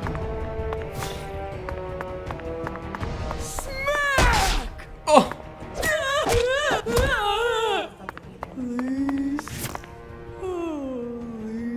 You have to shoot that. Yeah, there it is.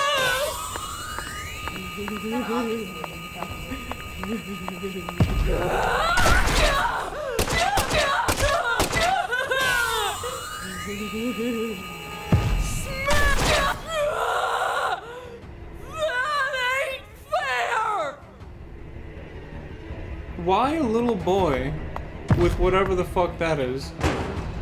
Oh, oh, you motherfucker! He's really testing my patience, isn't he?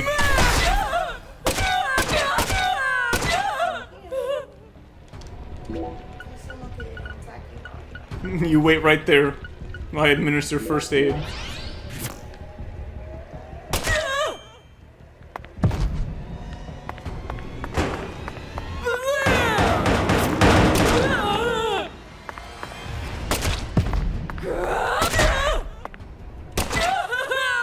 Damn it.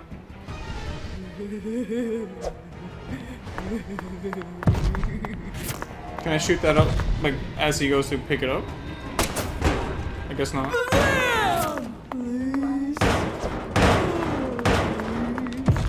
Really, bro? Really?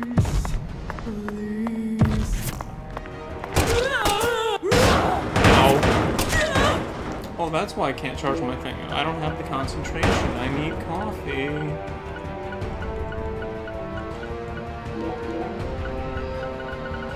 That's gonna have to be it.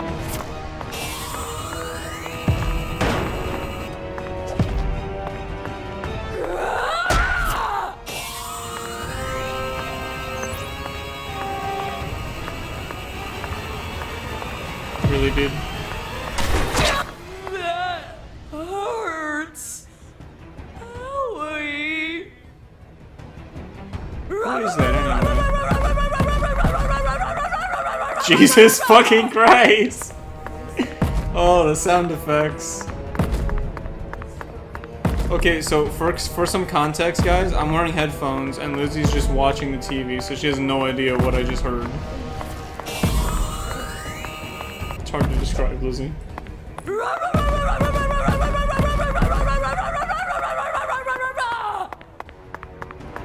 No, please don't do it. Please, just try to fight me. Oh, fuck. And he's going for the rest. I'll wait.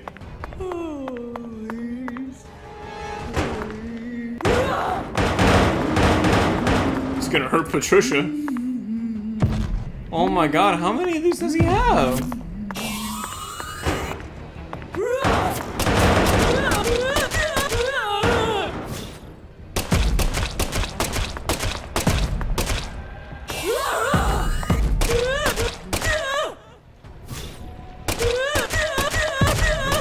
Do this the long way, I guess.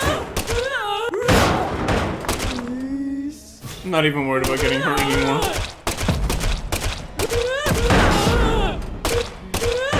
Shoot him right in the dick.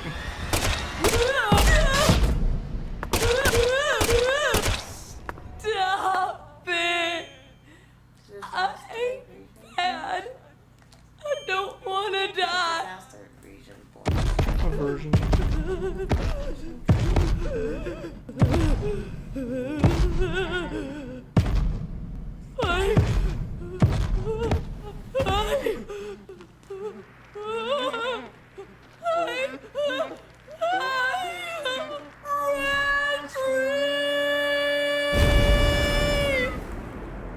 They all scream red tree before they die.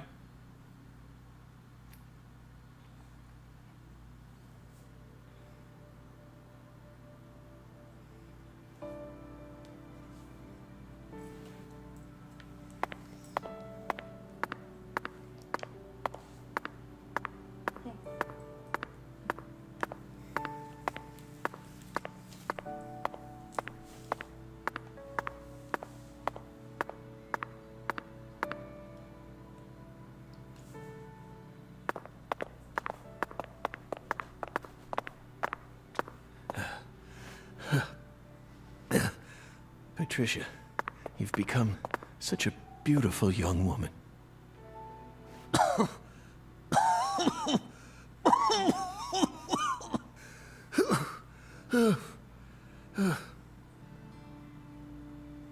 Oh, that hurts to watch. No.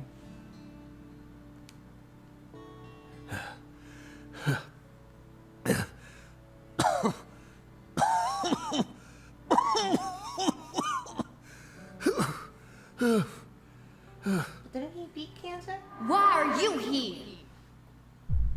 I didn't ask you to come here. What do you think you're doing? I'm... Trying to act like some big hero? No. You never change. Always butting into people's problems. You wouldn't even let me die back then! What? Do you know how much pain I had to suffer because of you? Thanks to you, I had to live out 14 more years in hell. But... Who do you think you are anyway?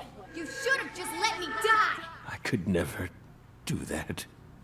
I could never just stand there and let you die. Never. Never. Well, you should have. But... You should have just let me die! Just like you did with all the others. You let them all die! You ungrateful Stop. fucking Stop bitch. No, I won't. You built up such a towering mountain of corpses. No! Yes, you did! You're possessed by death! No. I'm not. I did it for the sake of justice. Is that why you let her die? For the sake of justice? Don't say it. Please. Whatever you do, just don't say her name. Emily Wyatt. No! Emily Wyatt. Oh, damn it. Damn it. Damn it. I couldn't protect her. Yet I survived. I lived on to accomplish nothing. Damn it, York. Please. Just take me. Take me to the other side.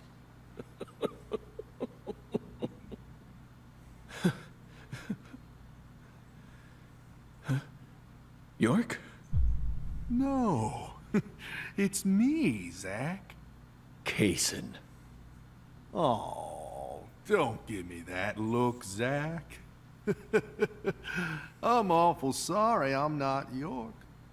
But I can still save you. I could even take you over to the other side, if that's what you really want. Come on, give me your hand, old buddy. I'll lead you to where you need to go. Just like a lighthouse that guides ships through the dark, abyssal night. No. not doing that. That's your only choice, though. I'll wait. There's gotta be another option. I'll talk to the chat. Fuck you. How you guys doing? This is some bullshit. Patricia, okay, so obviously I feel like that wasn't the real Patricia being an ungrateful little bitch. I know I punched her in the face and like shot her a bunch of times, but she had no reason to say all that. Yes, she did. You shut up. You did punch her in the face. You hush. I punched her in the face because she deserved to be punched in the face. Yes, Emily Wyatt was the police officer that York fell in love with at the end of the first game. That died. Because we shot her. Or not because we shot her, but because of the literal tree growing out of her stomach.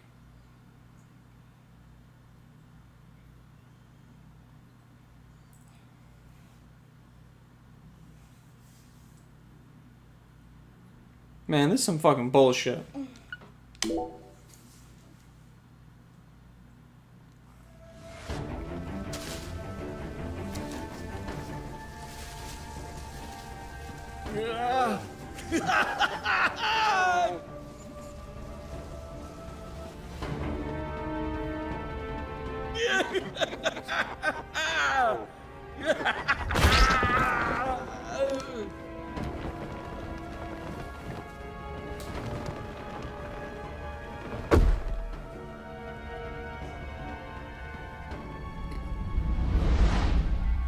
Zach, what happened?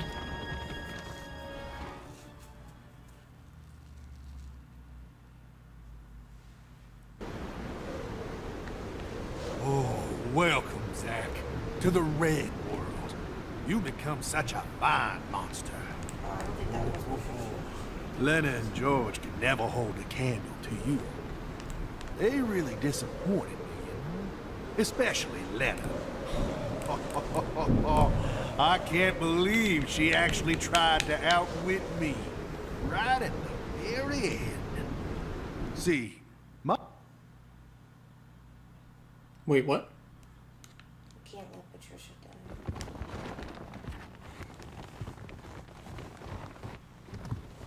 Stop right there! How'd she get here? We become a Resident Evil monster.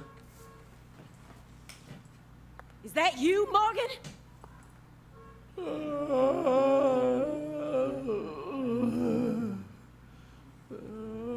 Don't move another muscle. Francis Zach Morgan, your story, your reasoning, I accept most of it. So just put your hands down and give it up. I'll take it from here. Yeah. Oh. Hey. She ain't half bad. She can't see this world, but she still managed to find her way here using nothing but her nose.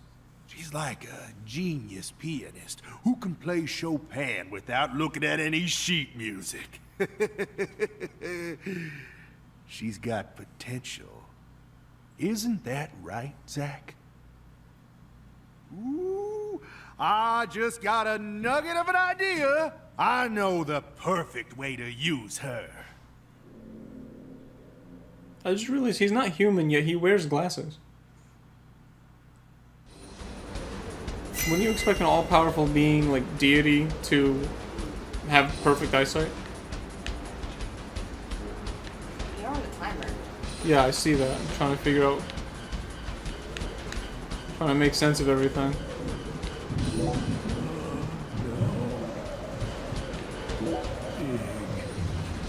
Big fat pig. Why is he fucking dancing like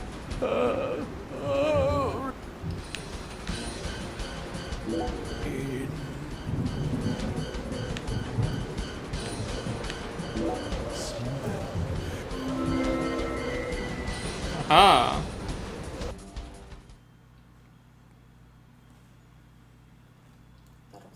I wonder what happens if I just like fuck it up. Is there like an alternate ending?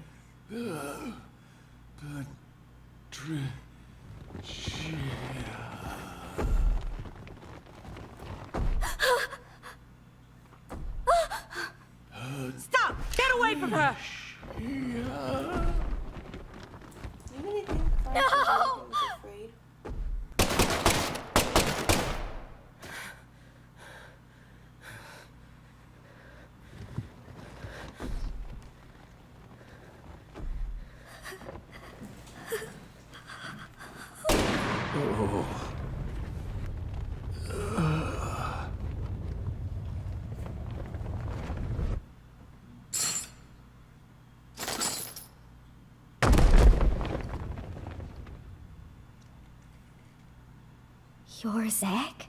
Special Agent Zach?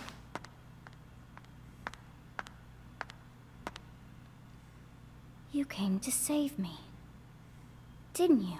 Hey, Patricia. You've grown so much. Did you change your hair color? It looks great on you.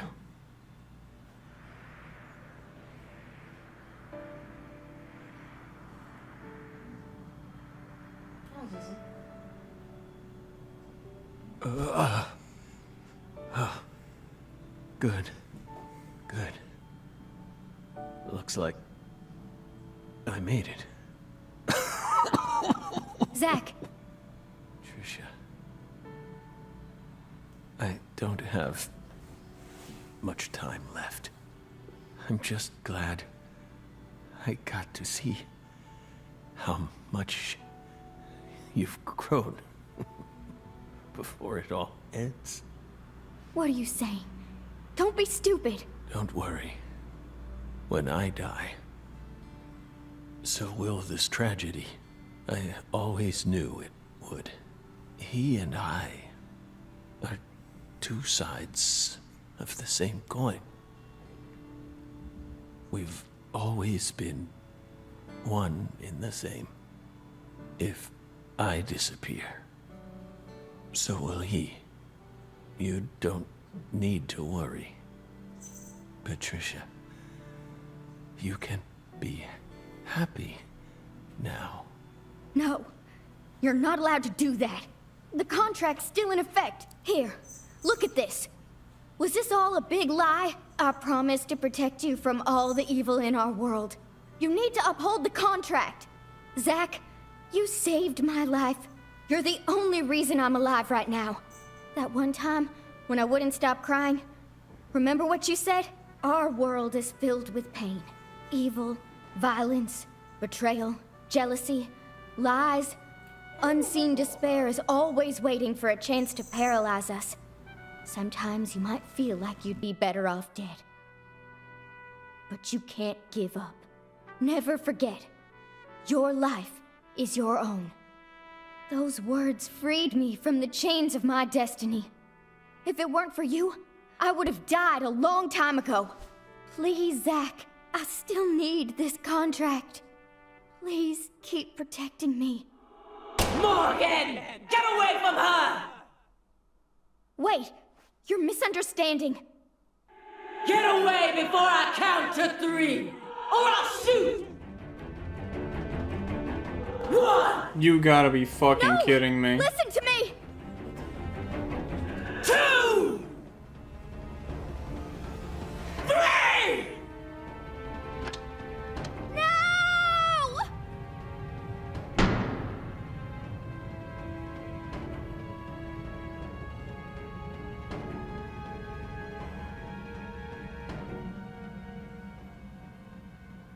Patricia!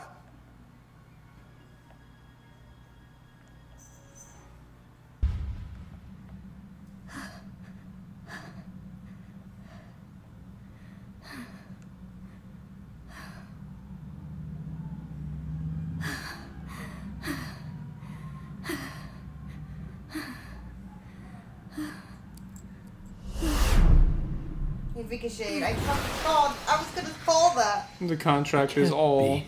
powerful. Is I was gonna miracle? say ricocheted off that, but I didn't want to be like. God. I didn't want it to be dumb. There's my boy. I don't even know what to say. You've become quite the crybaby since I last saw you, Zach. What? So that's Hi there. Zach? Good to This see you is- again, Pat. This is Morgan. They're both the same person. I know, but FBI Special Agent Francis York Morgan. Please, call me York. That's what everyone calls me. Agent York? You're with the FBI? Just like Zach? Yes, that's right. I'm Zach, and Zach is me. She's like,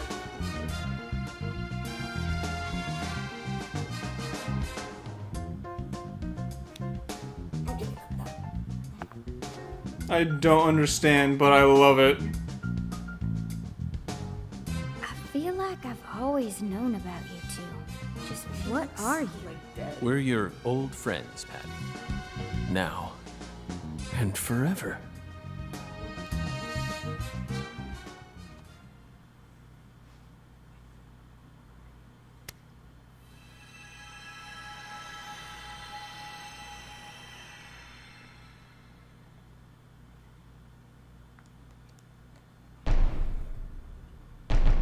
He beat cancer, and he gained the ultimate form. He is Zach and York. Now he is Zork. better fucking heal. I have 36 health. But this music is jamming though.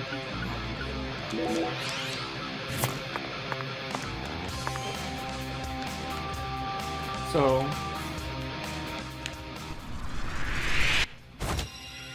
contract.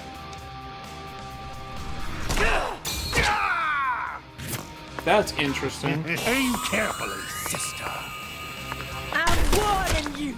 Are you shooting me or Forrest? Aim carefully, Okay, sister. okay. I'm warning you. Ow. Aim carefully, sister.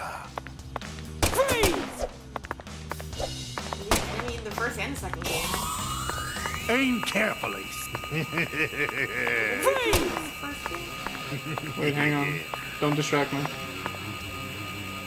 Aim carefully, sister. I'm warning you. Aim carefully, sister. Freeze! And I'm all out of coffee.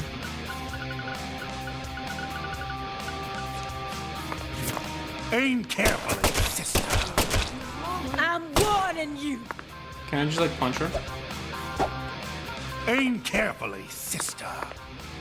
I'm warning you.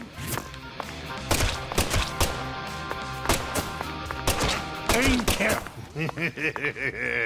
I'm warning you. Patricia Clarkson, I'm here to save you.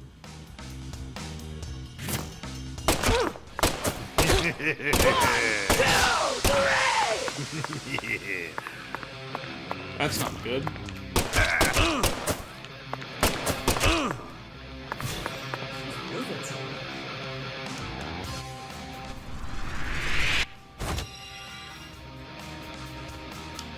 X button.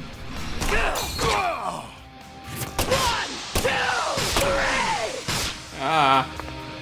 I'm poisoned. That's interesting.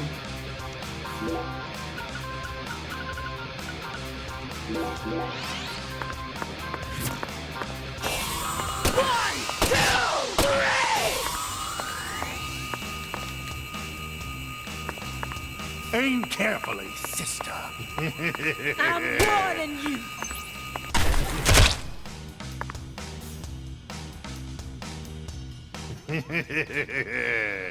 You are the suspect, Morgan. You're on death row, and it's execution!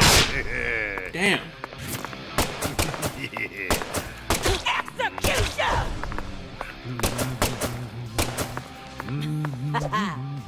Come on. Checkmate, Morgan. Why didn't I learn how to do this back in Quantico?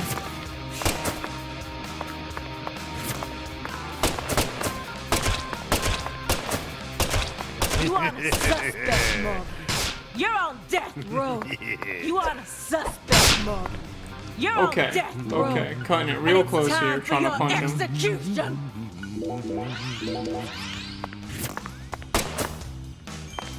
Execution! Ah.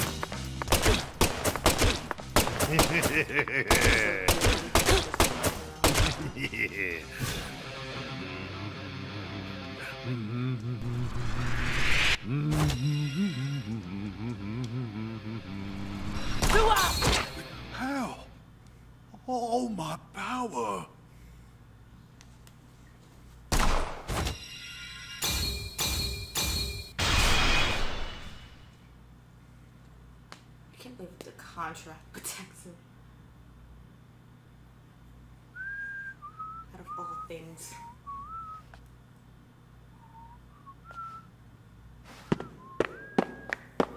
He's whistling the theme.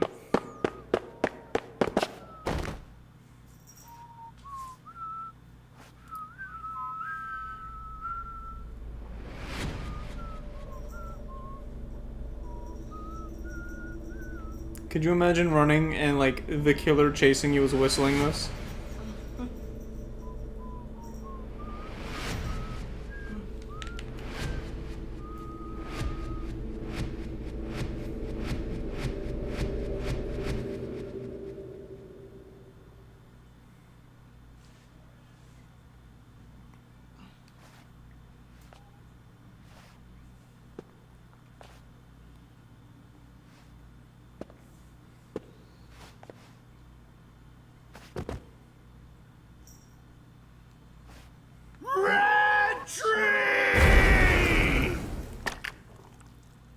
Ew. We finally get him.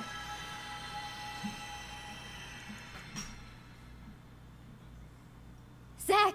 Hey, Zach! Wake up! Zach! No! You can't die here! Please, Zach! York, please! Save Zach! I know you can save him! Death is inevitable, Patricia. It descends upon us all equally. All life dies in the end, and no one can change that.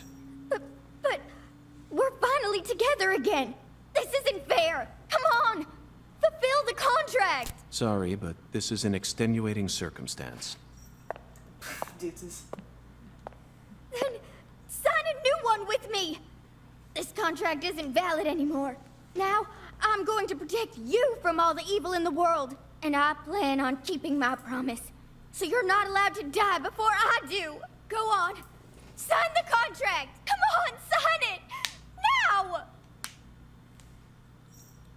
How old is she at this time? She would be in her 20s by now. Are you sure you're prepared for everything that entails? Grow up. You can only break the rules once.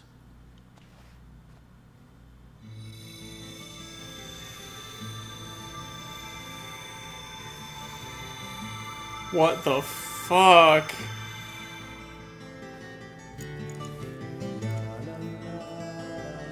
Listen to me, Patricia. When Zach wakes up, I want you to tell him something. This is our final farewell. Thank you so much for all you've done. For all those years, you never forgot about me, did you? It's been so long since we've seen each other, but I know you always kept me in your heart. That's what kept me alive. I owe it all to you, Zach. Thank you. And goodbye.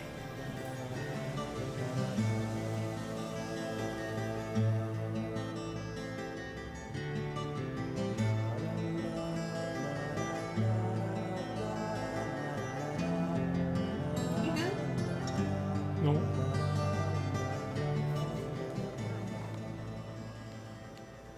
Oh shit, my phone died. I can't see the chat. Lizzie, pull up the chat.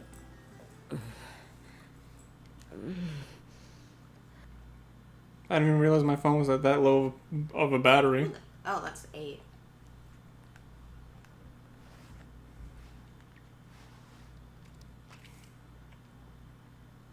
Patricia took Zach and just left her there.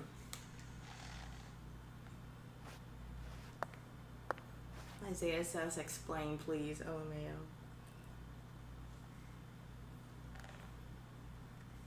Everyone is just a little confused. Thank you. Thank you, York. Thank you. Y'all need to play the first game before Thank you're you. not down.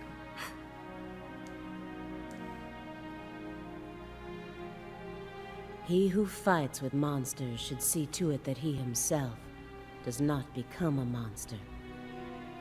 And if you gaze long into an No abyss, more York? the abyss also Is gazes York into right? Is you. York dead? York is dead. Zach is not. I think.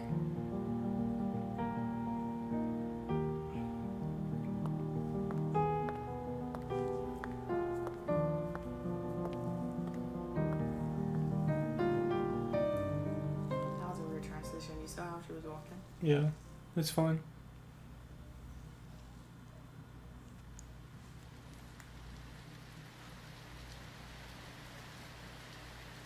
So does she use all the money and power of the Clarksons to get him some help? Do they still not have a hospital or a grocery store here? Guess not.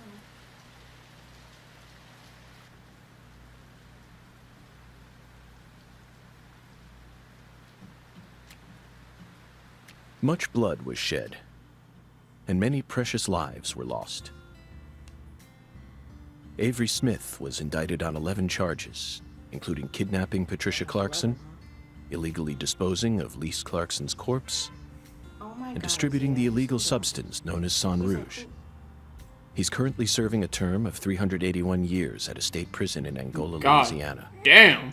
His first possible scheduled review for parole could happen in 127 years at the earliest. Aaliyah Davis's assistance in solving the case was officially acknowledged, and she was transferred to the DC HQ. Thanks to Boston Chief Robert Abraham's support, she was officially allowed to join the Sang Rouge Investigative Task Force. Later, it was reported that her younger brother began to show small signs of recovery from his addiction. Simon Jones was finally freed from his mission to monitor a certain ex-agent and returned to the Boston branch. He was given a brand new computer and put back on data analysis, but never worked another big case. Never again. Instead, he spends most of his time at the office doing Sudoku. And so, after 14 long years, the curtain on this gruesome case was finally closed. Lucare still suffers from the aftermath of the plan set into motion by Professor R, aka Helena Doman. She was clearly There's a funeral smart enough for- to restore the for Clarksons' Logan. empire on her own, yet she never tried to. The true reason behind her tragic downfall remains shrouded in mystery. A person's life can be greatly affected by the tiniest of anomalies, such as buttoning the wrong shirt button. Just like how this genius, who once inspired great expectations, went on to become infamous as one of the South's most inhuman criminals. And now, after a very long time, life is finally starting to return to Lucare.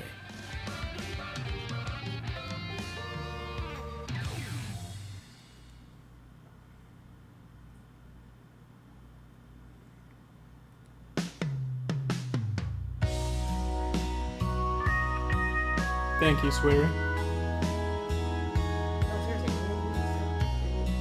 So let me see what the chat's saying. Who was the funeral for? The funeral is for Lise Clarkson, the little girl that started the game. They finally had a funeral for her? Yeah, because they didn't know where the fucking body was. This big buff boy was hiding it.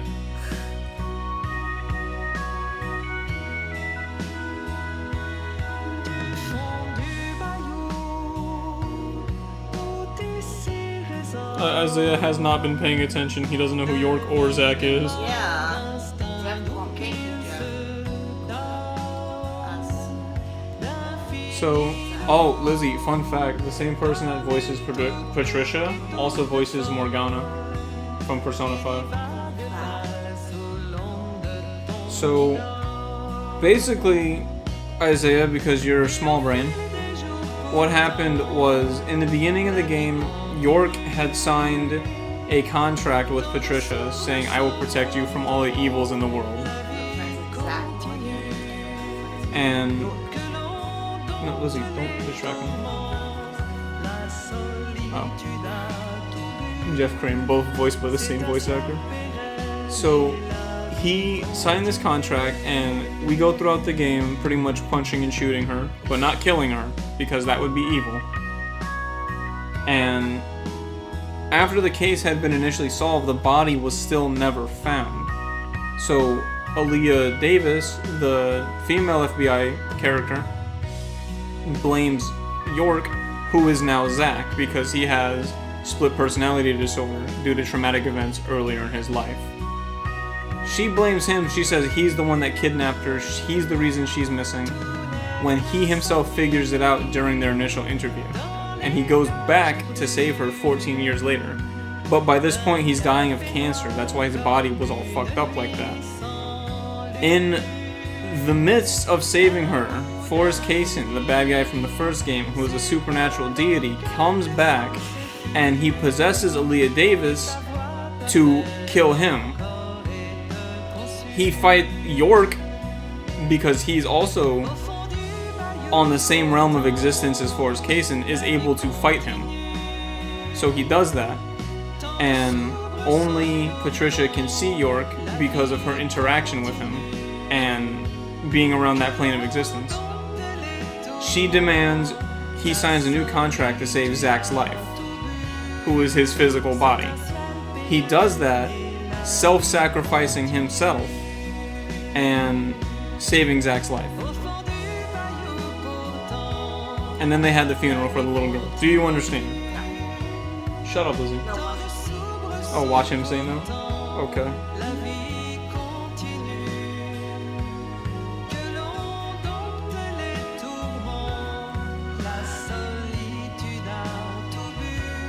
Where is the sweet dust hiding the body? In the warehouse. 300 and, you know my pet peeve against that.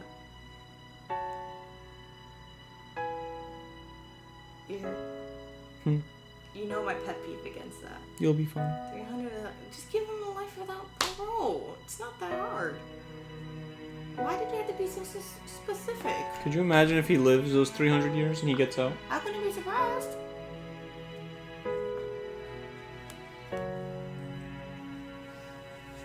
So if Zach's saved, where is he? Is he young again, or did he just take away York and his cancer? He takes away York's cancer.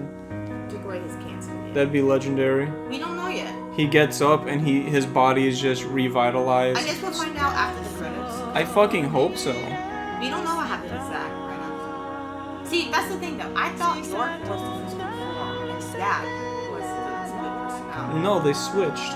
They switched back and forth. Yes.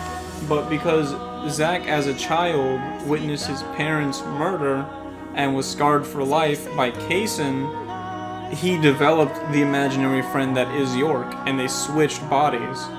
That's why he has that split personality. No, that's what I'm saying. I thought Zach, like I said, was the physical form. No, because after realizing this and recovering from his trauma by killing Kaysen in the first game, Zach took his body back from York and they switched again.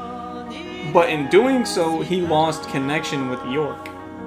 That's why he quit the FBI, because like York and Zach used each other to solve cases and everything. So after he lost what was essentially his partner, he decided that like he didn't have his special talent. He couldn't like do big cases anymore. Dead 2E Premonition.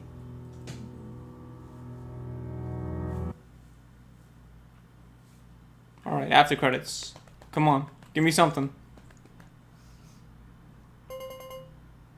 Ah, here we go.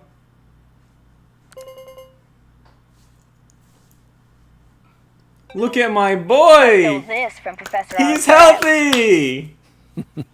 I figured you would. I've read through it dozens of times, but it still doesn't make sense to me. I mean, at some point her plan started to collapse, right? Otherwise, I probably would have been killed early on. But here I am, alive and breathing. And the stalker who harassed me for years has been arrested too.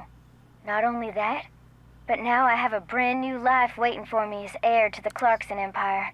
Wait, does it say Both Amityville? Lucare and the Clarkson's industries are finally showing signs of recovering.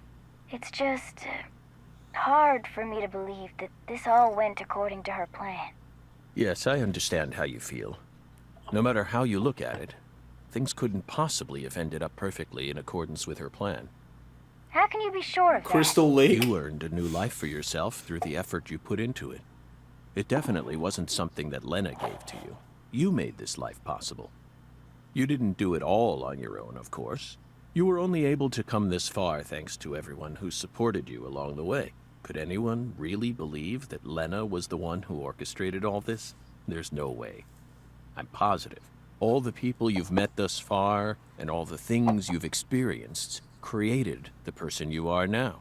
Lena's just one of those people, and nothing more. You really think so? Still, York and I both fell for that scar. message of hers. Maybe her plan really is still moving forward after all. Stop joking around. I'm seriously concerned about this. Sorry, Patty.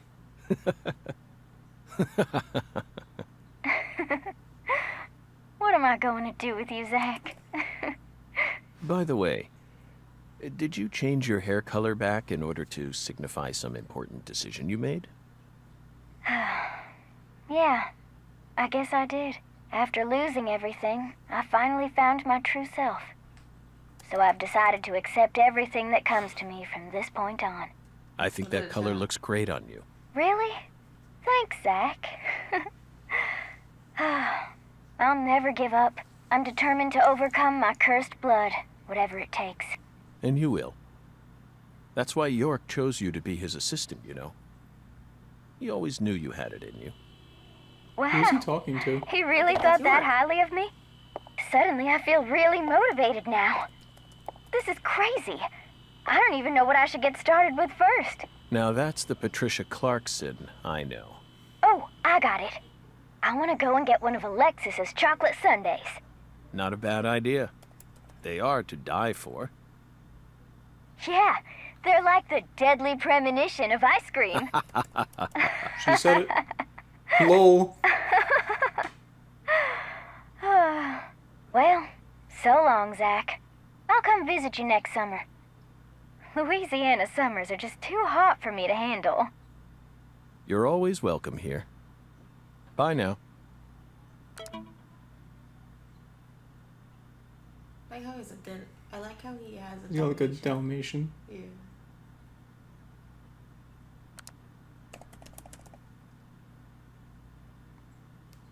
Yeah, he is texting York.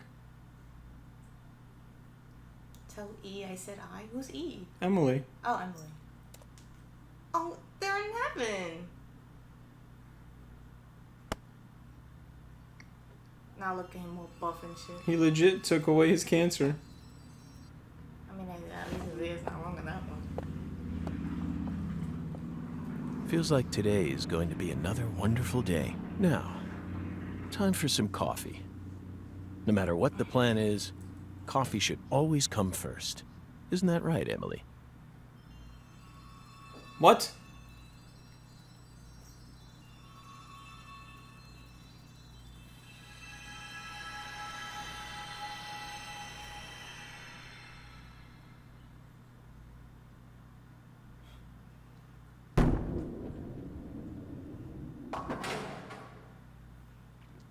He got his happy ending.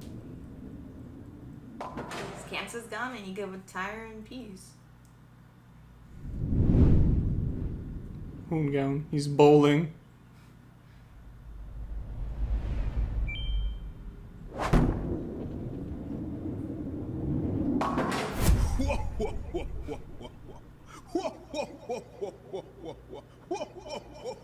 What did you think of the game? I fucking loved it. Despite the lag? The lag was the only, like, huge issue throughout the game. The lag and the non-stop talking were about the only two issues that I had. That I can come up with off the top of my head. So there's only 4 episodes. Bro, this review is gonna be great. Let me tell you. Penalties? None. I didn't hurt no innocent people this time because there were none to hurt.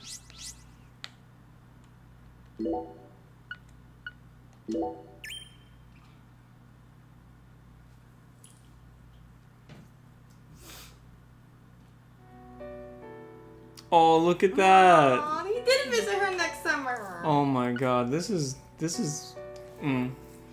so good. I'm so happy we bought this. I can't wait for there to be a third game. If there's a good third. It's another 10 years, baby. I'll see you when I'm 33. I don't know what about the game. Because the first game came out when I was 13. 23 now. 33. There's got to be a third game. Sure. Just keep it going. Just don't stop making games every 10 years until I die. Then I'll be happy. Looks like York got the happy ending that he always wanted. You know what I want to see? I want to see Deadly Premonition 3, but you play as Xavier. So he's got that deep, beautiful voice. You're ridiculous. So everyone that he questions, he can finish it off with, yeah. It'd be hilarious. Come on, that'd be hilarious. So what did you guys think of the game?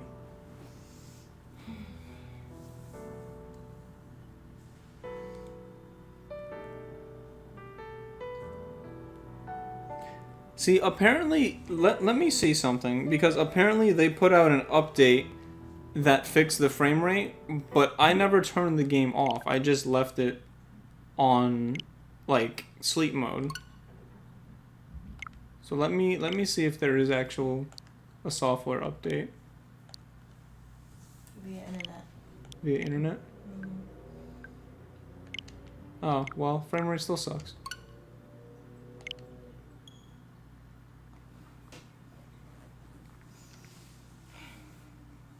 Phosphor on Death Road, and yet he's not playing Deadly Premonition 20. I'm gonna be like 93. I can still push for 103. I don't know. I really enjoyed the game. I love the goofy skateboard mechanic and everything. Like, this company, White Owls was created by the director. Like, they only had one other game before this, and that was called... Fuck, I know I did my research on it. I don't remember what it was called, I though. cannot believe Patricia's the same voice actor as fucking Morgana from Persona 5. Yeah. How you go from that to this? Because this is such a better game, obviously. Oh, I would play this over Persona 5 any day of the week. sure. Sure. Who wants to go back and redo the talking? Anyone who wants to complete the game 100%.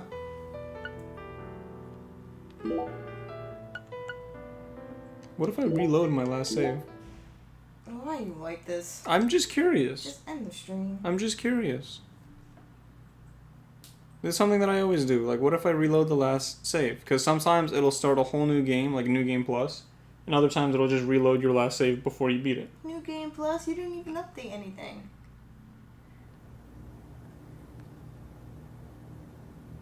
Yeah, it started from the Yeah, see, okay, so it started the game over. At least you could skip this time. Yeah. This is true. Alright, this is too long to do this. Yeah, so we're not doing this. Please, God damn it. let me skip. What a way to start the new year. At this rate, I'll be dead by Easter. Quiet down. We're not doing this. Bottom line, fantastic game. So far in my heart, it's a 10 out of 10, but we'll see what the review has to say about it. So with that, I'm going to say goodnight, everybody. Stay hydrated.